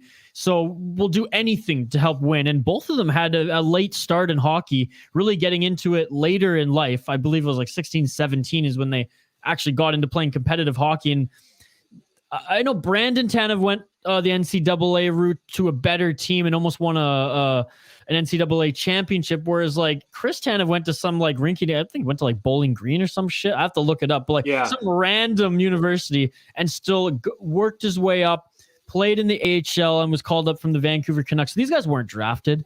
You know, they No, they worked their weren't. way up to the National Hockey, and that's what I love about the Tanev brothers. Yeah, no, I love that about them too. And I actually listened to a great interview that Brandon Tanev did on, and I'm plugging another podcast here, but whatever, but on Spit and Chicklets that, you know, He was great on there. Yeah. Oh, he was so good. But when he was talking about how he stopped playing competitive hockey in like his most formidable years, like when he was a teenager, and he stopped for like 2 years just playing hockey. I'm like, dude, you're a psychopath. Like nobody who was in the NHL at your level decided that when they were 16 years old that they were going to stop playing hockey, and Brandon Tanev did just that. Also, his energy is just second to none. It's second to none. And he was talking about they're like, oh, you know, how do you feel about being in Seattle, all the coffee? Because they assume he's always wired. He goes, actually, I don't drink any of that shit. So I don't drink any coffee. Like, this is how I am all the time. So could you imagine if he did drink a coffee? Because I know a lot of NHL players will have after their nap before they go to the rink, like a few hours before puck drop, they'll have a coffee, get them wired, play a little like soccer, hacky sack in the hallway. But could you imagine if he was jacked up on caffeine? Oh my god! Well, dude, did you hear the story that Eberle told about him when he was playing against Tanev and they were like playing against the Rangers, and Eberle said that he showed up like 2 hours earlier than usual because he wanted to get a warm-up in, and he goes out there, and Brandon Tanev is out on the ice, completely drenched in sweat doing lunges. Like, and there's no one else out there. And it's just Tanev. He's completely by himself, and he had already worked himself out for a couple hours and is drenched in sweat. And Jordan Eberle is like, who the fuck is this guy? And now they're teammates. Just Conor McGregor stuff. Who the fuck is that guy? Yeah, who the fuck is that guy? NZ Hockey guy still with us. What up? Kraken are gonna win. Yes, I mean, we're getting there with just over 4 minutes left in this game. Seattle Kraken lead 3-1. Yes. And does Florida, do they pull their goalie? And next thing you know, if it's 4-1 or 5-1, that's what I was saying. Got to watch out for that goalie pull. Look, there's a lot of 3-2 predictions here tonight. So there is a lot of 3-2 predictions. And you know what? They should have scored again because Drieger has been playing out of his fucking mind. I mean, I'm very, very happy with his style of play because it gives him confidence. It gives the team confidence. And shit, the Kraken almost just scored again now. Like, they're not fucking around. Keep the comments coming, everybody. It's a comment-driven live stream. If you're just joining us, we will have a short post-game show. We will announce the winner of our contest for future streams that I'm jumping on. If we have a score prediction contest, your chance to win some THPN or THPN merch or some hockey memorabilia. Unfortunately, the contest entries closed at the beginning of this third period here, and looks like the Panthers have already pulled their goalie with 3 minutes and 46 seconds left. So like pulling a real Dave Haxtell. Yeah, Dave Haxtell. Actually, your boy what's his name? Oh, Patrick Wass. Sorry, just blanked there for a second. But Patrick Wass was the guy that started this. Yeah, when he was a coach, a new coach, he was pulling the goal like 5 minutes left. It was nuts. Yeah, absolutely. Yeah, the Panthers are absolutely pulling a Haxtell here and pulling the goalie real early down too. That's a bold move, Con. Let's see how it plays out for him. Look, Rick's actually, and he's correct here. He's like, nobody who entered the contest have a 3-1 or 4-1 OT goal. None of them. And I've been saying 4-1 or 5-1, so somebody should have just taken my prediction and just Joe Rogan, he's asking too, did anyone call 4-1 Kraken? No one called. Except for me on the fucking live stream. Yeah. Danelle has a 4-2 Kraken, and there's a shit ton of 4-2. Let's go! 4-1! Empty netter across it. Wait, that was not Oleksiak again. Are you fucking kidding me? Is that his second of the season? Oh, right from the end. Oh my God, baby. Wow, end-to-end goal. Hey, I don't care if there's not a goalie in net. That's not easy to do. That is not easy to do. Wow. Oleksiak. Oh, beautiful. So all those 3-2s, rip them up. Thank you for participating. It ain't happening. I hope that you come back and enter again for a chance to win some THPN merch, though. Joey's going to get that merch today. Loving it. I'm loving it. Holy crap. The big rig. End-to-end goal. Make it 4-1 Kraken. Those empty netters will really fuck you. And it's exactly what we talked about. We talked about this the whole watch along. Holy crap. What a beautiful, beautiful goal. Rick saying, see, dang, I spoke too soon. Great call, Joey. Thank you. Curtsy. Hey, NZ Hockey guy, he's right. And this is a phrase I used to always say. Way to go. Anything can happen in hockey. I've seen some crazy shit in this sport. There's some things in hockey because it's so fast that just can't happen in the NBA and the NFL, right? It's just different sports. Whereas hockey, agree. shit can happen bang, bang, man. I remember my buddy telling me that one team, Montreal, when PK Subban was still on the team, because I just remember he scored it. They're playing, it might even been the Panthers, actually. And Montreal was down by 2. I'm just watching this game for the hell of watching the game. There's like 2 minutes left, and he's like, can we watch something else like it's over? I'm like, anything can happen in hockey, man. Montreal scores. Montreal doesn't even take it to overtime. They score 3 goals in 2 minutes, game over. And I was like, boom. Wow. Boom, See, I haven't personally witnessed that in my very short, period of time watching hockey. Oh, but wait. But I absolutely can't believe it, man. Joey, you'll see Toronto blow 3-4 goals with 5 minutes left in a playoff series in Game 7 plenty of times. Don't worry, you got more than enough. I have plenty of time to watch some team completely shit the bed. Oh, and it will be the Toronto Maple Leafs. It happens every year. And look at that too. Shots on goal, 33-27 in favor of Florida. Dude, this last 10 minutes for the Kraken, they were down by like 15. Like I said, 10 minutes ago. They completely closed that gap. Meanwhile, Drigger has played outstanding, and then you have the end-to-end goal by Oleksiak as soon as they pull their goalie. I mean, it's beautiful. I mean, I don't know what else you can say about it except fuck yeah. Like Jamie Oleksiak getting involved in scoring is a thing you really like to see if you're a Kraken fan. I'll tell you that much. Yeah, Joe Rogan saying hockey's at the absolute hardest to bet. Sometimes I just take all the long shots. I mean, you might as well at that point, right? It's like UFC for me is really hard to bet too, especially because there's. Yeah, it's just nuts. It's just nuts. And this is why, and this is honestly, and I can't take credit for it because I was joking around because Isha said it's really hard to predict games because of the empty net factor. But when you made that comment, that's why I was like, we could see a 4-1 or a 5-1 game because of an empty net situation. And look, there's a minute left and it's 4-1. I mean, it's, but it's hard to predict because no one in their right fucking mind is going to predict that, the Kraken are up 3-1 with 3.5 minutes left, and Florida's going to pull their goalie like Haxel would, and then fucking Jimmy Oleksiak's going to fire an end-to-end in. I mean, it's just you can't see that coming. Front Row Productions, a regular on this stream. What's up? Thank you for jumping in here, saying what's up, go Seattle. Poor Jacob. Jacob just broke his PC over this Vegas game. Front Row reacting. Oh my God, you broke it? Yeah, he did. Oh man. You remember ebombsworld.com, Joey, with that Russian breaking his keyboard over that game? That's what I just imagine. Yes, that's exactly what's happening right now. Yeah. Keys bouncing everywhere. Oh my God. You just see letters and numbers just flying. Oh, here we go. My boy Dylan, better team. The Canucks are Kraken. Dude, honestly, after Kraken. this, the Kraken, man. Kraken. You know why? They may not have the talent. They may not have those who can pull the trigger and score, but they will play their hearts out.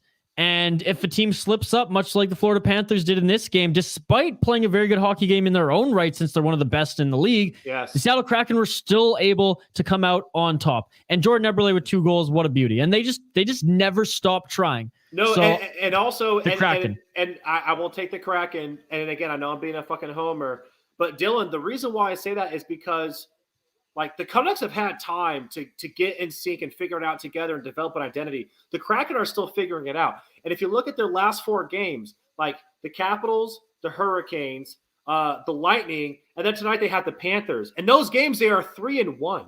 Now, do I think that the Kraken are now a top 10 league, but the record doesn't show it? Absolutely not. But they can compete with anybody, and they're starting to figure it out. And look at the goalie play over the last 4 games. Like they're really, really starting to gel, and it's a fun time to be a Kraken fan. 4-1 is the official score here at the end. The Kraken just beat the Panthers, and that's the first Panthers home loss of the season. Unbelievable. There you go. Jacob saying his phone is next about to be smashed. Keep your head up. Stop breaking electronics, man. Keep your head up. That's going to cost you a lot. Unless you got Apple Care, just keep your head up. Yeah. Otherwise, smash away, my friend. Kraken are surprising everyone. Joe Rogan saying I'm from Edmonton and I've been riding them all season. I stayed away this game because they almost lost the Coyotes a few days ago. Yeah, you know what? And I don't blame you for that. But you gotta take every game for the context. You gotta take the season in the context, and it's a lot of fun. And the Kraken are continuing to gain momentum. Like the last 4 games against their 4 toughest opponents, they're 3-1. Look at their face-off percentage. Look at their power play percentage going up. Look at their goalie save percentage going up. Like they're starting to click. Absolutely. Rick Smith saying New York Islanders new home, bad start. Are they far behind? I think that's why. I don't know if they're too far behind, because if there's a team that I would bet that are able to turn things around and squeeze their way in the playoffs, it's a defensive Barry Trotz team, much like the Islanders. But yeah, it's been a bad start for them. We're going to get to the rest of the comments. Keep them coming. A short post-game show. We'll take a quick break on the other side. Again, keep the comments coming. We'll address them until they dry up, and we'll hang up the skates. We'll talk about this game, any takeaways that Joey and I have. I'll review the entries, but I don't think we have a winner with a 4-1 Seattle Kraken victory, but we will continue to be interactive. You all continue to drive the bus. We'll take the rest of the comments and interact with you for a few more minutes here in our post-game show. Thanks to everyone tuning in. Subscribe if you haven't already to the channel. Watch-alongs every single day of the week, and please like the video as well. Joey and I will be back to wrap things up here in the post-game show on the other side.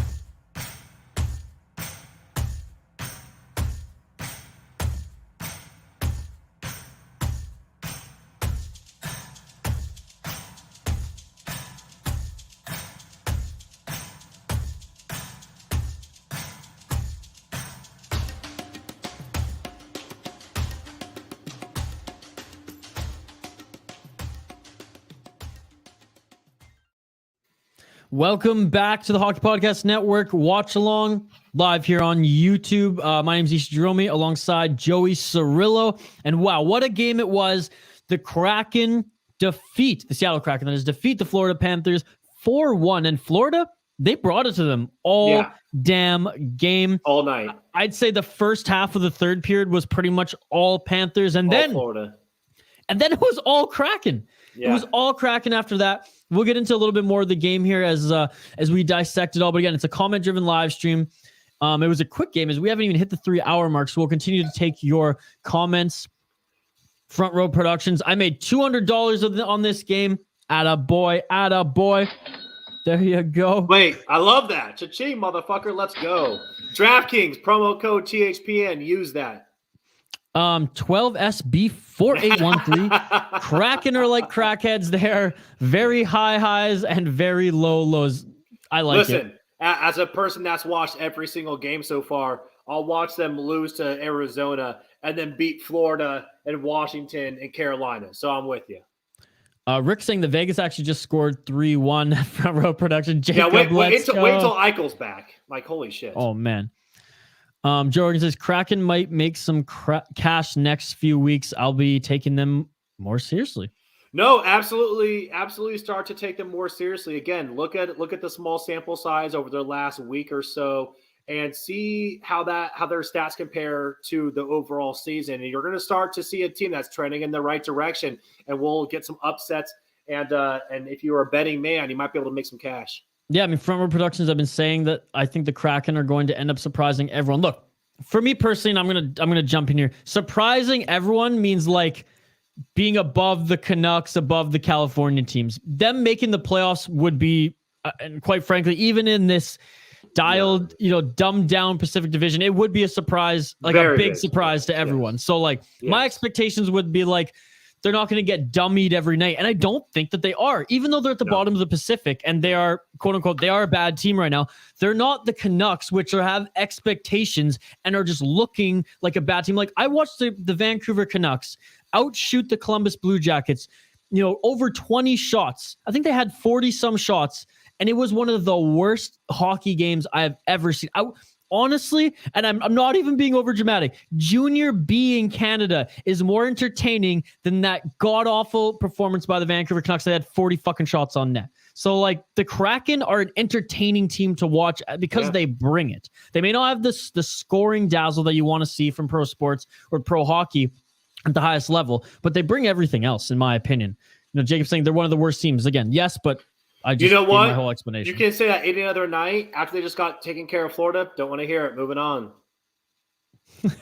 Front Row Productions. Wow, Joey, that's a really white couch. You know brave what? man, one I'll spill show you two things. one, my sleeping cat, and two, it's a couch slips. Check this out. Here's my cat. He's sleeping. And look. There you go. and that's my cat that's sleeping on the couch right there. But no, it's a slip cover. I've already had to bleach it a million fucking times. I drink way too much wine to have an all white couch. I'm not a crazy person. Oh, I love it. Jacob asking for someone go watch the game with Jacob. We'll be doing some Vegas live streams soon, my man. Joe Rogan saying Kraken served up Florida's first loss at home. That they did. You're damn right they did. And they handled business. Like they deserved the win tonight. It wasn't a fluke. Pablo, what's up, Pablo? Thanks for joining the stream. Says, wow, Seattle beat Florida and Carolina, Washington, and Minnesota. Yep. Yeah. And Pablo, I actually remember you from the live stream that I did for the Caps game. So I want to say thank you for tuning in. Also, I don't want to brag here, but when I do a live watch along, Isha, I'm 2-0 for the Kraken. So that's correct. That is correct. And I got the new Kraken gear. So I got the hell yeah Kraken sweats. Oh man. Well, Joey, this has been a lot of fun. Anyone in the comments, if there's any final remarks on this game, if there's any questions you want to ask us, I mean, now's the time. We're about to plug away our shit. Give our final thoughts on the game before we sign off. So if you want to keep this going a little bit longer, I mean, I got a few more minutes, but start hitting up the chat here. But final takeaways, and we'll start with you, Joey. Then we'll go to some comments before we sign off here. But final takeaways from this game, other than you being the good luck charm, jumping on these live watch-alongs. No, final takeaways without beating a dead horse here too much. The Kraken are trending in the right direction. The team doesn't have a ton of talent like the top-tier NHL teams do, but they're starting to figure out things together, and they're starting to gel, and the goalie play has improved significantly. By the way, the last two games they have played, they're doing it without the captain. Mark Giordano was out due to COVID protocol. So look at what the team is doing. Look at the direction they are trending. Look at their face-offs, their power play percentage, how that's going up, their goalie save percentage per game. Look at Drigger's game tonight, Gruby over the last 3 games. The Kraken are trending in the right direction. If you're a betting person and they're an underdog and pretty much going to be every single game, there's a chance you can win some money on them because they're going to surprise some teams, and they surprised the Florida Panthers tonight and they won. Absolutely. I mean, couldn't have said it better than myself there, Joey. Jacob Day asked us, do you think Vegas will make the playoffs? I do. Do I think they'll end at the top of the Pacific? And that's one of Calgary, Edmonton are going to do that just because of the start they had. But I mean, they're going to pass Anaheim very, very soon. Yeah. Especially when they're healthy. A Front Row Production telling us that Caps tickets are insanely expensive, bro. Decent seats are like $400. Dude, have you been to Washington, D.C.? Everything there is $400. Get a double Red Bull vodka, you're paying like fucking $40. Like, that's just how it is. There you go. I mean, hey, once upon a time, Vancouver Canucks games were like that too when they were dominating with the Sedins. And when they're winning, it's even more. So there you go. Exactly. Didn't see Lozon. Think he's been replaced by Borgen. Will look great tonight. For me, this is the comment of the night. Lozon has been the biggest fucking liability for the Kraken all season. Will did replace him. He did look good tonight. You saw him very involved. All Lozon has done is turn the puck over deep in Kraken territory. It was the game killer last night against Tampa Bay. He's done it in a couple other games. He doesn't deserve to be out on the ice. I mean, like, I feel like if I fucking were to strap on some skates right now, I could play better than him. So good riddance. NZ Hockey Guy, congrats on the win at all Kraken fans. Oh, you're the man. New Zealand Hockey Guy. I didn't even get, what are you drinking tonight? I know New Zealand Hockey Guy is a craft beer fan, so tell us what you're drinking. I guess not tonight. I don't even know if you've cracked because. And also check out What Lies Beneath, the Kraken podcast. Come on now. Because for New Zealand Hockey Guy, it's what, 2:00 now, something like that. 2 p.m. That's you can crack a beer. That's happy hour. That's happy hour. James saying Vegas is third on the power play out of every NHL team, and they're just gonna, as soon as they get healthier, it's just gonna go up in my opinion. Hard eye emoji. Yeah, no, they're a good team. That's what good teams do. Front Row Productions. I ordered a Kraken jersey.